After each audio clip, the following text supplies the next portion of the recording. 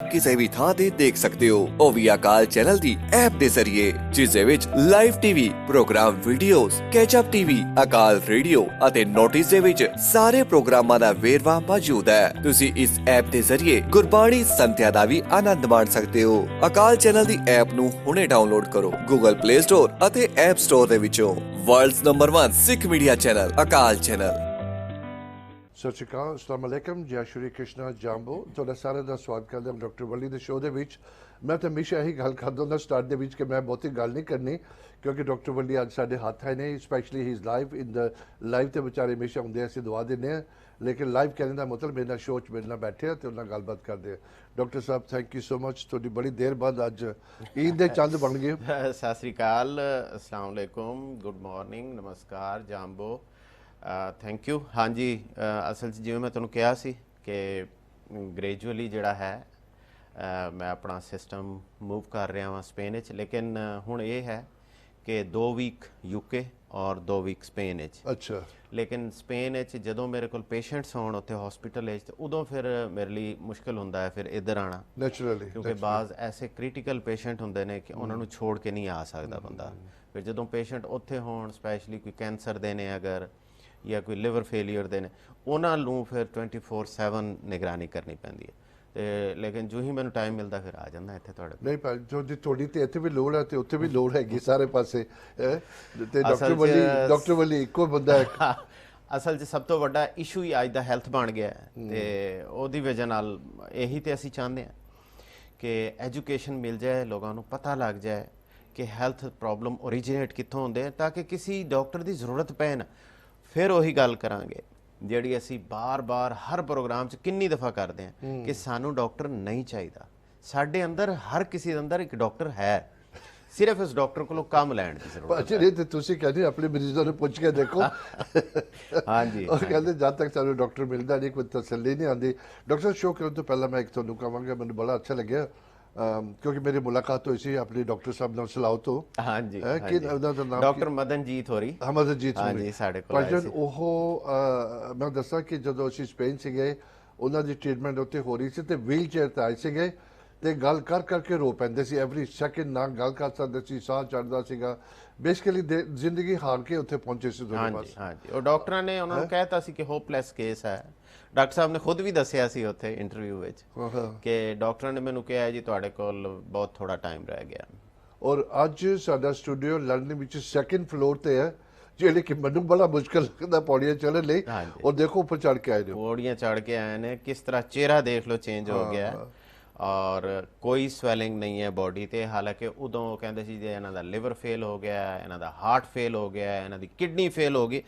3 major organ doctor ਸਾਹਿਬ ਦੇ ਉਹਨਾਂ ਨੇ ਫੇਲ ਕਰ ਦਿੱਤੇ ਸੀ, ਔਰ ਇਹਨਾਂ ਨੂੰ ਮਲਟੀਪਲ ਸਟ੍ਰੋਕ ਵੀ ਹੋਏ ਸੀ। ਲੇਕਿਨ ਹੁਣ ਦੇਖੋ, ਇਹੀ ਚੀਜ਼ ਮੈਂ ਸਮਝਾਉਣਾ ਚਾਹ ਰਿਹਾ ਕਿ ਅਗਰ ਅਸੀਂ ਇਹ ਸਮਝਾਂਗੇ ਕਿ ਨਹੀਂ ਹੁਣ ਪੋਸੀਬਲ ਹੈ ਹੀ ਨਹੀਂ ਰਿਕਵਰੀ, ਤੇ ਫਿਰ ਅਸੀਂ ਰਿਕਵਰ ਨਹੀਂ ਹੋ ਸਕਦੇ। ਹਰ ਵਕਤ ਸਾਡੀ ਬੋਡੀ ਕੋਲ ਹਰ ਸਿਚੁਏਸ਼ਨ ਵਿੱਚ, ਹਰ ਬਿਮਾਰੀ ਦੀ ਸਟੇਜ ਤੇ ਇਤਨੀ ਐਬਿਲਿਟੀ ਔਰ ਕੈਪੈਸਿਟੀ ਹੈ ਕਿ ਉਹ ਰਿਵਰਸ ਕਰ ਸਕੇ। ਅੱਜ ਅਸੀਂ ਕੋਸ਼ਿਸ਼ ਕੀਤੀ ਸੀ ਕਿ ਅਸੀਂ ਉਹਨਾਂ ਨਾਲ ਸ਼ੋਅ ਤੇ ਬਿਠਾਵਾਂਗੇ ਕਿ ਖੁਦ ਆਪਣੀ ਗੱਲ ਕਰਨਗੇ, ਤੇ ਉਹ ਕਹਿੰਦੇ ਮੈਂ ਜ਼ਰਾ ਪ੍ਰੈਜ਼ੈਂਟੇਬਲ ਨਹੀਂ ਲੱਗਦਾ ਤੇ ਮੈਂ ਟੀਵੀ ਤੇ ਨਹੀਂ ਆਉਣਾ ਚਾਹੁੰਦਾ, ਤੇ ਕਦੀ ਫਿਰ ਮੌਕਾ ਲੱਗਾ ਜ਼ਰੂਰ ਲੈ ਕੇ ਆਵਾਂਗੇ। ਹਾਂਜੀ, ਜ਼ਰੂਰ। ਉਹਨਾਂ ਨੂੰ ਬਲਕਿ ਅਸੀਂ ਇਨਕਰੇਜ ਕਰ ਰਹੇ ਹਾਂ ਕਿ ਡਾਕਟਰ ਸਾਹਿਬ ਨੂੰ ਕਾਫੀ ਸਾਰੀਆਂ ਚੀਜ਼ਾਂ ਮੈਂ ਨੈਚੁਰਲ ਹੈਲਥ ਦੀਆਂ ਸਮਝਾਈਆਂ ਨੇ। ਜਦੋਂ ਮੇਰੇ ਕੋਲ ਸਪੇਨ ਵੀ ਆਏ ਸੀ, ਇਹਨਾਂ 'ਚ ਇੰਟਰਸਟ ਵੀ ਹੈ। ਡਾਕਟਰ ਨੇ ਜ਼ਾਹਿਰ ਹੈ ਪ੍ਰੋਫੈਸ਼ਨ ਹੈ, ਤੇ ਉਹ ਚਾਹੁੰਦੇ ਨੇ ਕਿ ਮੈਂ ਲੈਕਚਰ ਦੇਣੇ ਸ਼ੁਰੂ ਕਰਾਂ ਔਰ ਨੈਚੁਰਲ ਹੈਲਥ ਤੇ ਲੋਕਾਂ ਨੂੰ ਮੈਂ ਐਜੂਕੇਟ ਕਰਾਂ, ਕਿਉਂਕਿ ਉਹਨਾਂ ਨੇ ਮਿਰੇਕਲ ਦੇਖਿਆ ਆਪਣੇ ਅੰਦਰ। ਬਿਲਕੁਲ। ਉਹ ਚਾਹੁੰਦੇ ਨੇ ਕਿ ਇਹ ਜਿਹੜੀ ਚੀਜ਼ ਹੈ, ਉਹਨਾਂ ਨੂੰ ਪਤਾ ਹੀ ਨਹੀਂ ਸੀ ਇਸ ਚੀਜ਼ ਦਾ, ਕਿ ਮੈਂ ਇਹਨੂੰ ਪ੍ਰਮੋਟ ਕਰਾਂ। ਔਰ ਮੇਰਾ ਖਿਆਲ ਹੈ ਕਿ ਬਹੁਤ ਜਲਦੀ ਸਲਾਓ ਦੇ ਲੋਕਾਂ ਨੂੰ, ਸਾਊਥ ਹਾਲ ਦੇ ਲੋਕਾਂ ਨੂੰ ਡਾਕਟਰ ਸਾਹਿਬ ਲੈਕਚਰ ਦੇਣੇ ਸ਼ੁਰੂ ਕਰਨਗੇ। ਯਾਰ ਦੇਖੋ ਤੁਸੀਂ, ਬੜੀ ਕਮਾਲ ਦੀ ਗੱਲ ਹੈ, ਇੱਕ ਇਨਸਾਨ ਜ਼ਿੰਦਗੀ ਹਾਰ ਕੇ ਬੈਠਾ ਹੋਇਆ ਹੈ ਔਰ ਡਾਕਟਰ ਨੇ ਨਾ ਕੀਤੀ ਤੇ ਹੁਣ ਰੱਬ ਨੇ ਜ਼ਿੰਦਗੀ ਦਿੱਤੀ ਤੇ ਲੈਕਚਰ ਦੇਣੇ ਸ਼ੁਰੂ ਕਰਨਗੇ। ਬਹੁਤ ਅੱਛੀ ਗੱਲ ਹੈ ਭਾਈਜਾਨ, ਬਹੁਤ ਅੱਛੀ ਗੱਲ ਹੈ। ਡਾਕਟਰ ਸਾਹਿਬ, ਅੱਜ ਤੁਸੀਂ ਕੀ ਮੁੱਦਾ ਦੇਖੋ, ਅਸੀਂ ਮੈਂ ਹਮੇਸ਼ਾ ਤੁਹਾਨੂੰ ਕਹਿੰਦਾ ਨਾ, ਓਨੈਸਟਲੀ ਦਿਸ ਇਜ਼ ਟਰੂ। ਅਸੀਂ ਕੋਈ ਡਾਕਟਰ ਜੀ ਥੋੜੀ ਲੇਟ ਆਏ ਕਿਉਂਕਿ ਉਦੋਂ ਡਾਕਟਰ ਸਾਹਿਬ ਨੂੰ ਮਿਲ ਰਹੇ ਸੀਗੇ, ਉਹਨਾਂ ਨੇ ਸਟੂਡੀਓ ਮੁਲਾਕਾਤ ਕਰਨਾ ਹੈ, ਤੇ ਅਸੀਂ ਕੋਈ ਡਿਸਕਸ ਨਹੀਂ ਕੀਤਾ ਕਿ ਕਿਹਦੇ ਬਾਰੇ ਅਸੀਂ ਗੱਲ ਕਰਨੀ ਹੈ। ਇਹਨਾਂ ਦੇ ਦਿਮਾਗ 'ਚ ਸਭ ਕੁਝ ਹੈਗਾ, ਹੁਣ ਆਪੇ ਮੈਨੂੰ ਦੱਸਣਗੇ ਤੇ ਉਹ ਗੱਲ ਕਰਾਂਗੇ। ਮੇਰੀ ਅਸਲ 'ਚ ਇੱਕ ਛੋਟਾ ਜਿਹਾ ਆਂਦੇ ਹੋਏ ਮੇਰੇ ਨਾਲ ਇੱਕ ਇਨਸੀਡੈਂਸ ਹੁਣੀ ਹੋਇਆ, ਜਿਸ ਵਜ੍ਹਾ ਨਾਲ ਮੈਂ ਲੇਟ ਵੀ ਹੋ ਗਿਆ। ਕਿ ਮੈਂ ਆ ਰਿਹਾ ਸੀ, ਜਦੋਂ ਗੱਡੀ 'ਚ ਫੋਨ ਆ ਰਹੇ ਹੁੰਦੇ ਨੇ, ਕੋਈ ਇੱਥੋਂ ਆ ਰਿਹਾ, ਕੋਈ ਸਪੇਨ ਆਫਿਸ 'ਚੋਂ ਆ ਰਿਹਾ, ਕੋਈ ਇੱਧਰੋਂ, ਮੈਂ ਨਾ ਇੱਕ ਟਰਨ ਗਲਤ ਲੈ ਬੈਠਾ। ਮੈਂ ਇੱਧਰ ਆਣਾ ਸੀ ਨਾ ਹੀਥਰੋ ਵਾਲੇ ਉਥੋਂ ਐਕਸਚੇਂਜ ਇੰਟਰਚੇਂਜ ਤੋਂ, ਮੈਂ ਹਾਂਜੀ ਇਹਦੀ ਜਗ੍ਹਾ ਮੈਂ ਅੱਗੇ ਚਲਾ ਗਿਆ, ਮੈਨੂੰ ਹਾਈ ਵਿਕਮ ਤੋਂ ਵਾਪਸ ਹੁਣ ਆਣਾ ਪਿਆ। ਓ ਮਾਈ ਗॉड। ਅੱਛਾ, ਮੈਂ ਸੋਚ ਰਿਹਾ ਸੀ ਭਾਜੀ ਰਸਤੇ ਤੁਸੀਂ ਬਹੁਤ ਦੂਰ ਨਿਕਲ ਗਏ ਤੁਸੀਂ। ਹਾਂਜੀ, ਇਸ ਲਈ ਮੈਂ ਲੇਟ ਹੋ ਗਿਆ ਤੇ ਸਾਡਾ ਪ੍ਰੋਗਰਾਮ ਵੀ 2-4 ਮਿੰਟ ਲੇਟ ਹੋ ਗਿਆ। ਮੈਂ ਫਿਰ ਸੋਚ ਰਿਹਾ ਸੀ, ਮੈਂ ਕਿ ਇਹ ਜਿਹੜੀ ਸਿਚੁਏਸ਼ਨ ਅੱਜਕੱਲ ਸਾਡੇ ਨਾਲ ਹੋ ਰਹੀ ਹੈ, ਇੱਕ ਪ੍ਰੋਬਲਮ ਹੈ। ਮੈਂ ਅੱਜ ਬ੍ਰੇਨ ਡਿਸਆਰਡਰ ਤੇ ਮੈਂ ਕਹਿੰਦਾ ਸੀ ਕਿ ਗੱਲ ਕਰੀਏ ਕਿ ਬ੍ਰੇਨ ਨੂੰ ਅਸੀਂ ਕਿਸ ਤਰ੍ਹਾਂ ਅਬਿਊਜ਼ ਕਰ ਰਹੇ ਹਾਂ ਔਰ ਕਿਸ ਤਰ੍ਹਾਂ ਫਿਰ ਇਹਦੀ ਵਜ੍ਹਾ ਨਾਲ ਸਾਨੂੰ ਪ੍ਰੋਬਲਮ ਆ ਰਹੇ ਨੇ। ਬਲਕਿ ਅੱਜਕੱਲ ਇਹ ਇੱਕ ਕਾਮਨ ਚੀਜ਼ ਬਣ ਗਈ ਹੈ ਪੌਲ ਜੀ। ਅਚਾਨਕ ਤੁਸੀਂ ਇੱਥੇ ਬੈਠੇ ਹੋ, ਤੁਹਾਡੇ ਜ਼ਿਹਨ 'ਚ ਕੀ ਗੱਲ ਆਈ ਹੈ ਕਿ ਮੈਂ ਕਿਚਨ ਜਾਣਾ ਹੈ ਜਾਂ ਮੈਂ ਸਟੱਡੀ ਰੂਮ ਜਾਣਾ ਹੈ ਜਾਂ ਮੈਂ ਟੀਵੀ ਲਾਂਚ ਜਾਣਾ, ਮੈਂ ਕੁਝ ਚੁੱਕਣਾ ਹੈ। ਤੁਸੀਂ ਟੀਵੀ ਲਾਂਚ ਤੇ ਗਏ, ਤੁਹਾਨੂੰ ਭੁੱਲ ਗਿਆ ਮੈਂ ਕਿਉਂ ਆਇਆ। ਭਾਜੀ ਬੜੀ ਕਾਮਨ ਚੀਜ਼ ਹੈ। ਹਾਂਜੀ, ਬੜੀ ਠੀਕ ਹੈ common ਨਾ। ਹੈ, ਤੁਸੀਂ ਕਈ ਦਫਾ ਐਸਾ ਗੱਡੀ ਚਲਾ ਰਹੇ ਹੋ, ਗੱਡੀ ਚਲਾਉਂਦੇ ਚਲਾਉਂਦੇ ਇੱਕਦਮ ਟੋਟਲੀ ਤੁਸੀਂ ਕਨਫਿਊਜ਼ ਹੋ ਜਾਓਗੇ, ਮੈਂ ਕਿੱਥੇ ਆ ਗਿਆ, ਮੈਂ ਕਿੱਥੇ ਜਾਣਾ ਸੀ। ਫਿਰ ਟਾਈਮ ਲੱਗਦਾ, ਫਿਰ ਫੋਕਸ ਹੁੰਦਾ, ਅੱਛਾ ਹਾਂ ਮੈਂ ਤਾਂ ਫਲਾਂ ਜਗ੍ਹਾ ਜਾ ਰਿਹਾ। ਇਹ ਜਿਹੜਾ ਇੱਕ ਪ੍ਰੋਬਲਮ ਹੈ ਨਾ, ਇਹ ਇੱਕ ਬਹੁਤ ਸਵੀਅਰ ਹੋ ਰਿਹਾ ਔਰ ਖਾਸ ਤੌਰ ਤੇ ਇਹ 40 ਸਾਲ ਤੋਂ ਉੱਪਰ ਦੇ ਲੋਕਾਂ 'ਚ ਇਹ ਵੱਧ ਰਿਹਾ, ਠੀਕ ਹੈ ਨਾ। 50-60 ਸਾਲ ਦੇ ਲੋਕਾਂ 'ਚ ਤੇ ਇਹ ਬਹੁਤ ਹੀ ਇੱਕ ਔਰ ਖਾਸ ਤੌਰ ਤੇ ਇਹ ਇੱਕ ਖੌਫ ਪੈਦਾ ਹੋ ਰਿਹਾ ਕਿ ਉਹ ਜਿਵੇਂ ਹੁੰਦਾ ਹੈ ਨਾ ਕਿ ਜਿਸ ਬਿਮਾਰੀ ਦੀ ਰੌਲਾ ਜ਼ਿਆਦਾ ਪਿਆ ਹੋਵੇ ਨਾ ਮੀਡੀਆ ਤੇ ਇੱਧਰ ਉੱਧਰ, ਤੇ ਫਿਰ ਸਾਨੂੰ ਸਾਰਿਆਂ ਨੂੰ ਉਹ ਬਿਮਾਰੀ ਆਪਣੇ ਅੰਦਰ ਨਜ਼ਰ ਆਣੀ ਸ਼ੁਰੂ ਹੋ ਜਾਂਦੀ ਹੈ। ਸੌਰੀ ਥੋੜੀ ਮੈਂ ਇੰਟਰਪਟ ਨਹੀਂ ਕਰਦਾ, ਲੇਕਿਨ ਮੈਂ ਨਾ 2-3 ਦਿਨ ਹੋ ਗਏ, ਮੈਂ ਹਰ ਤੇ ਤੁਸੀਂ ਰੇਡੀਓ ਸਟੇਸ਼ਨ ਦੇਖੋ ਨਾ, ਹਰ ਜਗ੍ਹਾ ਦੇ ਉੱਪਰ ਇਹ ਮੁੱਦੇ ਤੇ ਗੱਲ ਹੁੰਦੀ। ਹਾਂਜੀ ਹਾਂਜੀ, ਕਿਉਂਕਿ ਬ੍ਰੇਨ ਡਿਸਆਰਡਰ, ਡਾਇਮੈਂਸ਼ੀਆ ਔਰ ਅਲਜ਼ਾਈਮਰ ਜਿਹੜਾ ਹੈ ਨਾ ਪੌਲ ਜੀ, ਖੌਫਨਾਕ ਇਸ਼ੂ ਬਣ ਚੁੱਕੇ ਨੇ। ਔਰ ਇਹ ਉਸੇ ਤਰ੍ਹਾਂ ਹੈ ਜਿਵੇਂ ਬੱਚਿਆਂ 'ਚ ਆਟਿਜ਼ਮ ਹੈ, ਵੱਡਿਆਂ 'ਚ ਡਾਇਮੈਂਸ਼ੀਆ ਹੈ, ਅਲਜ਼ਾਈਮਰ ਹੈ। ਆਉਣ ਵਾਲੇ ਸਾਲਾਂ ਦੇ ਵਿੱਚ ਅਗਰ ਇਸ ਸਿਚੁਏਸ਼ਨ ਨੂੰ ਨਾ ਕੰਟਰੋਲ ਕੀਤਾ ਗਿਆ ਤੇ ਜਿਵੇਂ ਇਹ ਹੁਣ ਕਿਹਾ ਜਾ ਰਿਹਾ ਹੈ ਕਿ 2030 ਤੱਕ ਹਰ ਦੂਸਰਾ ਪੈਦਾ ਹੋਣ ਵਾਲਾ ਬੱਚਾ ਆਟਿਜ਼ਮ ਦਾ ਸ਼ਿਕਾਰ ਹੋ ਸਕਦਾ, ਆਟਿਸਟਿਕ ਹੋ ਸਕਦਾ। ਭਾਜੀ ਕੀ ਕਹਿ ਰਹੇ ਹੋ? ਕੀ ਹੋਏਗਾ, ਤੁਸੀਂ ਤਸੱਵੁਰ ਕਰ ਲਓ ਕਿ ਅੱਧੇ ਬੱਚੇ ਜਿਹੜੇ ਟੁਰੇ ਫਿਰ ਰਹੇ ਹੋਣਗੇ ਅੱਜ ਤੋਂ 10 ਸਾਲ ਦੇ ਅੰਦਰ ਅੰਦਰ, ਅੱਧੇ ਬੱਚੇ ਆਟਿਸਟਿਕ ਹੋਣਗੇ। We are going towards that direction. Very frightening, very frightening, ਖੌਫ ਆਉਂਦਾ ਹੈ। ਅੱਛਾ, ਇसी ਤਰ੍ਹਾਂ ਅੱਧੇ ਬਜ਼ੁਰਗ ਜਿਹੜੇ 60 ਤੋਂ ਉੱਪਰ ਹੋਣਗੇ ਉਹ ਰਿਸਕ ਵਿੱਚ ਨੇ ਕਿ ਉਹਨਾਂ ਨੂੰ ਡਾਇਮੈਂਸ਼ੀਆ ਹੋ ਜਾਏਗਾ। ਹੁਣ ਤੁਸੀਂ ਦੇਖੋ ਪੌਲ ਜੀ, ਤੁਸੀਂ ਸੋਚੋ ਮੈਂ 60 ਸਾਲ ਦਾ ਹਾਂ ਹੈ ਔਰ ਮੈਂ ਆਪਣੇ ਬੱਚਿਆਂ ਨੂੰ, ਆਪਣੀ ਬੀਵੀ ਨੂੰ, ਆਪਣੇ ਪੇਰੈਂਟਸ ਨੂੰ, ਆਪਣੇ ਰਿਸ਼ਤੇਦਾਰਾਂ ਨੂੰ ਪਛਾਣਨ ਤੋਂ ਟੋਟਲੀ ਇਨਕਾਰ ਕਰਦਾ, ਬਲੈਂਕ ਖਤਮ ਹੋ ਜਾਂਦਾ, ਮੈਂ ਖਤਮ ਹੋ ਜਾਂਦਾ। ਡਾਇਮੈਂਸ਼ੀਆ ਪੇਸ਼ੈਂਟ ਜਿਹੜਾ ਹੈ ਬੇਸਿਕਲੀ ਉਹ ਖਤਮ ਹੋ ਜਾਂਦਾ, ਉਹਨੂੰ ਪਤਾ ਹੀ ਨਹੀਂ ਹੁੰਦਾ ਕਿ ਕਿੱਥੇ ਹੈ। ਉਹਦੇ ਮੂੰਹ 'ਚ ਲੁਕਮਾ ਵਿਚਾਰੇ ਪਾ ਲੈਂਦੇ ਨੇ, ਉਹਨਾਂ ਨੂੰ ਸਮਝ ਨਹੀਂ ਹੁੰਦੀ ਕਿ ਇਹਨੂੰ ਚਬਾਈ ਜਾਣਾ ਜਾਂ ਨਿਗਲਣਾ ਹੈ, ਠੀਕ ਹੈ। ਇਸ ਹੱਦ ਤੱਕ ਬ੍ਰੇਨ ਜਿਹੜਾ ਹੈ ਉਹਨਾਂ ਦਾ ਟੋਟਲੀ ਮੈਸਡ ਅਪ ਹੋ ਜਾਂਦਾ। ਤੇ ਫਿਰ ਇਹ ਤੇ ਬ੍ਰੇਨ ਡਿਸਆਰਡਰ ਨੇ, ਇਹਦੇ ਨਾਲ ਨਾਲ ਹੋਰ ਨਰਵਸ ਸਿਸਟਮ ਦੇ ਜਿਹੜੇ ਡਿਸਆਰਡਰ ਨੇ ਉਹ ਵੱਧ ਰਹੇ ਨੇ। ਮਸਲਨ MS ਹੈ, ਖੌਫਨਾਕ ਪ੍ਰੋਬਲਮ ਹੈ ਪੌਲ ਜੀ, ਜਿਹੜਾ ਯੰਗਸਟਰ ਨੂੰ ਖਾ ਰਿਹਾ ਹੈ। MS ਅਟੈਕ ਹੀ ਮਿਡ-20s ਵਿੱਚ ਕਰਦੀ ਹੈ। ਰੀਅਲੀ? ਹਾਂਜੀ ਹਾਂਜੀ, ਤੁਸੀਂ 20-22-24 ਸਾਲ ਦੇ ਹੋਏ, MS ਨੇ ਅਟੈਕ ਕਰ ਦਿੱਤਾ, 2-4 ਸਾਲ ਦੇ ਅੰਦਰ ਅੰਦਰ ਤੁਹਾਨੂੰ ਵੀਲ ਚੇਅਰ ਤੇ ਬਿਠਾ ਦਿੱਤਾ, ਤੁਹਾਡੀ ਲਾਈਫ ਖਤਮ ਹੋ ਗਈ ਹੈ। ਤੁਸੀਂ ਇੱਕ ਕੁਰਸੀ ਦੀ ਪ੍ਰਿਜ਼ਨ ਵਿੱਚ ਆ ਗਏ, ਤੁਸੀਂ ਇੰਪ੍ਰਿਜ਼ਨਮੈਂਟ ਹੋ ਗਈ ਹੈ ਤੁਹਾਨੂੰ, ਠੀਕ ਹੈ ਨਾ। ਤੁਸੀਂ ਆਪਣੀ ਕੰਘੀ ਨਹੀਂ ਕਰ ਸਕਦੇ, ਮੁਹਤਾਜ ਹੋ ਜਾਂਦੇ ਹੋ, ਠੀਕ ਹੈ। ਇਹ ਬਹੁਤ ਜ਼ਿਆਦਾ ਹੋ ਰਹੀ ਹੈ। ਪਾਰਕਿੰਸਨਸ, ਜਿਹਦਾ ਪਹਿਲੇ ਅਸੀਂ ਰੇਅਰਲੀ ਸੁਣਦੇ ਹੁੰਦੇ ਸੀ, ਕਦੇ ਕਦੇ ਉਹ ਜਿਹੜਾ ਮੁਹੰਮਦ ਅਲੀ ਸੀ ਬਾਕਸਰ, ਉਹਨੂੰ ਦੇਖਦੇ ਸੀ ਕਿ ਇਹਨੂੰ ਪਾਰਕਿੰਸਨਸ ਹੋ ਗਈ ਹੈ ਤਾਂ ਸਿਰ ਉਹਦਾ ਹਿਲਦਾ ਸੀ। ਅੱਜ ਕੱਲ ਮੇਰੇ ਕੋਲ ਮੇਰਾ ਖਿਆਲ ਕੋਈ ਵੀਕ ਐਸਾ ਨਹੀਂ ਜਾਂਦਾ ਕਿ ਮੇਰੇ ਕੋਲ ਕੁਝ ਕੇਸਿਸ ਪਾਰਕਿੰਸਨਸ ਦੇ ਨਾਂ ਦੇ ਹੋਣ, ਠੀਕ ਹੈ ਨਾ। ਇਤਨਾ ਵੱਡਾ ਪ੍ਰੋਬਲਮ ਬਣ ਰਿਹਾ ਔਰ ਪਾਰਕਿੰਸਨਸ ਰਿਸਪੌਂਸ ਨਹੀਂ ਕਰਦੀ। ਮੈਂ ਲੋਕ ਮੇਰਾ ਸੁਣ ਰਹੇ ਨੇ ਪ੍ਰੋਗਰਾਮ, ਇਹ ਨਾ ਸੋਚ ਲੈਣਾ ਕਿ ਡਾਕਟਰ ਵਲੀ ਨੇ ਕਿਹਾ ਮੇਰੇ ਕੋਲ ਪਾਰਕਿੰਸਨਸ ਦੇ ਕੇਸਿਸ ਆਉਂਦੇ ਨੇ ਤੇ ਉਹ ਹੱਲ ਹੋ ਜਾਂਦੇ ਨੇ, ਐਸੀ ਕੋਈ ਗੱਲ ਨਹੀਂ ਹੈ। ਪਾਰਕਿੰਸਨਸ ਦੀ ਬਿਮਾਰੀ 'ਚ ਮੇਰੇ ਕੋਲ ਕੋਈ ਹੱਲ ਨਹੀਂ ਨਿਕਲ ਸਕਿਆ, ਟੂ ਬੀ ਵੈਰੀ ਓਨੈਸਟ, ਠੀਕ ਹੈ। ਹਾਂਜੀ, ਤੇ ਅਸੀਂ ਕੰਮ ਕਰ ਰਹੇ ਹਾਂ ਉਹਦੇ ਤੇ, ਲੇਕਿਨ MS ਦੇ ਵਿੱਚ ਅਸੀਂ ਬਹੁਤ ਅੱਛੇ ਰਿਜ਼ਲਟ ਲਏ ਨੇ, ਹੋਰ ਦੂਸਰੀ, ਲੇਕਿਨ ਪਾਰਕਿੰਸਨਸ ਵਿੱਚ ਅਸੀਂ ਰਿਜ਼ਲਟ ਨਹੀਂ ਲੈ ਸਕੇ ਪ੍ਰੋਪਰਲੀ। ਸ਼ਾਇਦ ਹਸਪੀਟਲ ਵਿੱਚ ਲੋਕਾਂ ਨੂੰ ਅਗਰ ਅਸੀਂ ਉੱਥੇ ਟ੍ਰੀਟਮੈਂਟ ਦਈਏ, ਇੰਜੈਕਸ਼ਨ ਲਗਾਈਏ ਤੇ ਮਿਲੇ, ਸਪਲੀਮੈਂਟ ਫੂਡ ਚੇਂਜਸ ਨਾਲ ਰਿਜ਼ਲਟ ਨਹੀਂ ਮਿਲੇ। ਅੱਛਾ, ਇसी ਤਰ੍ਹਾਂ ਸਕਿਜ਼ੋਫਰੀਨੀਆ ਹੈ, ਬਾਈਪੋਲਰ ਡਿਸਆਰਡਰ ਹੈ, ਇਹ ਸਾਰੇ ਬ੍ਰੇਨ ਦੇ ਡਿਸਆਰਡਰ ਨੇ, ਠੀਕ ਹੈ ਨਾ। ਹੁਣ ਅਸੀਂ ਆਉਂਦੇ ਹਾਂ ਕਿ ਇੱਕ ਰੌਲਾ ਕੀ ਪੈ ਗਿਆ, ਕਿਉਂ ਹੋ ਗਿਆ, ਠੀਕ ਹੈ ਨਾ। ਪਹਿਲੇ ਜ਼ਮਾਨੇ ਦੇ ਵਿੱਚ ਪੌਲ ਜੀ ਯਾਦ ਹੋਏਗਾ ਤੁਹਾਨੂੰ, ਮੈਨੂੰ ਤਾਂ ਨਹੀਂ ਪਤਾ ਕਿ ਕੋਈ ਸ਼ਾਇਦ ਕੋਈ ਵੱਡੇ ਵੱਡੇ ਸ਼ਹਿਰਾਂ 'ਚ ਇੱਕ ਅੱਧਾ ਪਾਗਲ ਸਾਨੂੰ ਨਜ਼ਰ ਆਉਂਦਾ ਸੀ, ਇਹ ਪਾਗਲ ਹੈ, ਉਹਦੇ ਬੱਚੇ ਉਹਨੂੰ ਛੇੜ ਰਹੇ ਹੁੰਦੇ ਸੀ। ਹੁਣ ਹਰ ਚੌਥਾ ਬੰਦਾ ਘੁੰਮਿਆ ਹੋਇਆ। ਪਰ ਜੇ ਪੁਰਾਣੇ ਜ਼ਮਾਨੇ ਦੇ ਕਹਿੰਦੇ ਬਜ਼ੁਰਗ ਆਦਮੀ ਤੁਸੀਂ ਇਹਦੀ ਸਲਾਹ ਲਵੋ। ਹਾਂਜੀ, ਉਹਨਾਂ ਕੋਲੋਂ ਮਸ਼ਵਰੇ, ਉਹ ਸਿਆਣੀਆਂ ਗੱਲਾਂ ਦੱਸਦੇ ਸੀ, ਉਹਨੂੰ ਕਹਿੰਦੇ ਸੀ ਸਿਆਣੀਆਂ ਗੱਲਾਂ ਦੱਸ, ਕਿਉਂਕਿ ਉਹਨਾਂ ਨੂੰ ਐਕਸਪੀਰੀਅੰਸ ਸੀ, ਉਹਨਾਂ ਨੂੰ ਤਜਰਬਾ ਸੀ। ਦੇਖੋ ਨਾ ਹੁਣ ਪੌਲ ਜੀ, ਹੁਣ ਮੇਰੇ ਨਾਲ ਕੱਲ ਇੱਕ ਡਾਕਟਰ ਨਾਲ ਮੇਰੀ ਗੱਲ ਹੋ ਰਹੀ ਸੀ, ਤੇ ਉਹਦੇ ਨਾਲ ਜਦੋਂ ਗੱਲ ਹੋ ਰਹੀ ਸੀ ਤੇ ਉਹ ਕਹਿੰਦਾ ਸੀ ਕਿ ਉਹ ਬੜੇ ਸੀਨੀਅਰ ਡਾਕਟਰ ਨੇ, ਵੈਰੀ ਸੀਨੀਅਰ, 35 ਸਾਲ ਤੋਂ ਕੰਮ ਕਰ ਰਹੇ ਨੇ। ਅਸੀਂ ਹੱਸ ਰਹੇ ਸੀ ਇਸ ਚੀਜ਼ ਤੇ ਕਿ ਇਹ ਸਾਡਾ ਪ੍ਰੋਫੈਸ਼ਨ ਐਸਾ ਹੈ ਕਿ ਅਸੀਂ ਜੋ 올ਡ ਹੁੰਦੇ ਆ ਵੀ ਟਰਨ ਇਨਟੂ 골ਡ, ਕਿਉਂਕਿ ਹਰ ਮਰੀਜ਼ ਜਿਹੜਾ ਹੈ ਉਹ ਸਾਨੂੰ ਪੂਰਾ ਦਾ ਪੂਰਾ ਇੱਕ ਲੈਸਨ ਦੇ ਜਾਂਦਾ ਹੈ, ਹੈਲਥ ਲੈਸਨ ਮਿਲ ਜਾਂਦਾ ਹੈ ਸਾਨੂੰ, ਠੀਕ ਹੈ ਨਾ। ਯਾਨੀ ਜੋ ਤੁਹਾਡਾ ਐਕਸਪੀਰੀਅੰਸ ਵੱਧਦਾ ਹੈ, ਤੁਹਾਡੀ ਰੀਚ ਵੱਧਦੀ ਹੈ ਤੁਹਾਡਾ। ਇਸੀ ਤਰ੍ਹਾਂ ਬਜ਼ੁਰਗਾਂ ਤੋਂ ਰਿਸਪੈਕਟ ਹੁੰਦੀ ਸੀ ਕਿ ਉਹਨਾਂ ਨੇ ਪੂਰੀ ਲਾਈਫ ਗੁਜ਼ਾਰੀ ਹੁੰਦੀ ਸੀ, ਬਿਲਕੁਲ ਉਹਨਾਂ ਨੇ ਇੱਕ ਇੱਕ ਚੀਜ਼ ਨੂੰ ਪ੍ਰੈਕਟੀਕਲ ਵੇਜ ਦੇਖਿਆ ਹੁੰਦਾ ਸੀ। ਅਸੀਂ ਕਹਿੰਦੇ ਸੀ ਸਿਆਣੇ ਨੇ, ਇਹਨਾਂ ਕੋਲੋਂ ਪੁੱਛ ਲਓ। ਹੁਣ 60 ਤੋਂ ਉੱਪਰ ਤੇ ਉਹ ਵਿਚਾਰੇ ਖੁਦ ਹੀ ਮੈਸਡ ਅਪ ਹੋਏ ਹੁੰਦੇ ਨੇ, ਉਹਨਾਂ ਨੂੰ ਖੁਦ ਨਹੀਂ ਸਮਝ ਆ ਰਹੀ ਹੁੰਦੀ ਅਸੀਂ ਕਰਨਾ ਕੀ ਹੈ। ਅਸੀਂ ਇੱਥੇ ਪਹੁੰਚ ਗਏ। ਵੈਸੇ ਮੈਂ ਨਾ ਤੁਹਾਨੂੰ ਲਾਸਟ ਟਾਈਮ ਵੀ ਪੁੱਛਿਆ ਸੀ, ਤੁਸੀਂ ਮੈਨੂੰ ਜਵਾਬ ਦਿੱਤਾ ਸੀਗਾ, ਕਿਉਂਕਿ ਆਮ ਲੋਕ ਸਮਝਦੇ ਕਿ ਲੋਨਲੀਨੈਸ ਨਾਲ ਹੁੰਦਾ ਹੈ। ਨਹੀਂ, ਕੋਈ ਲੈ ਲੈਂਦੇ ਨਹੀਂ, ਐਸੀ ਕੋਈ ਗੱਲ ਨਹੀਂ ਹੈ। ਦੇਖੋ ਹੁਣ ਅਸੀਂ ਆਨੇ ਆ ਕਿ ਰੀਜ਼ਨ ਕੀ ਹੈ, ਠੀਕ ਹੈ ਨਾ। ਇਹ ਜਿਹੜੇ ਇਹ ਪ੍ਰੋਬਲਮ ਸ਼ੁਰੂ ਹੋ ਗਏ ਨੇ, ਇਹਦੇ ਚ 3-4 ਚੀਜ਼ਾਂ ਨੇ ਪੌਲ ਜੀ। ਪਹਿਲੀ ਗੱਲ ਔਰ ਬਹੁਤ ਜ਼ਰੂਰੀ ਗੱਲ ਜਿਹੜੀ ਹੈ ਉਹ ਯਾਦ ਰੱਖਣ ਵਾਲੀ ਇਹ ਹੈ ਕਿ ਜਿਹੜਾ ਸਾਡਾ ਬ੍ਰੇਨ ਹੈ ਨਾ, ਇਹ 50 to 70% ਕੋਲੇਸਟ੍ਰੋਲ ਦਾ ਬਣਿਆ। ਇਹਦਾ ਰॉ ਮਟੀਰੀਅਲ ਜਿਹੜਾ ਹੈ ਕੋਲੇਸਟ੍ਰੋਲ ਹੈ, ਫੈਟ ਹੈ।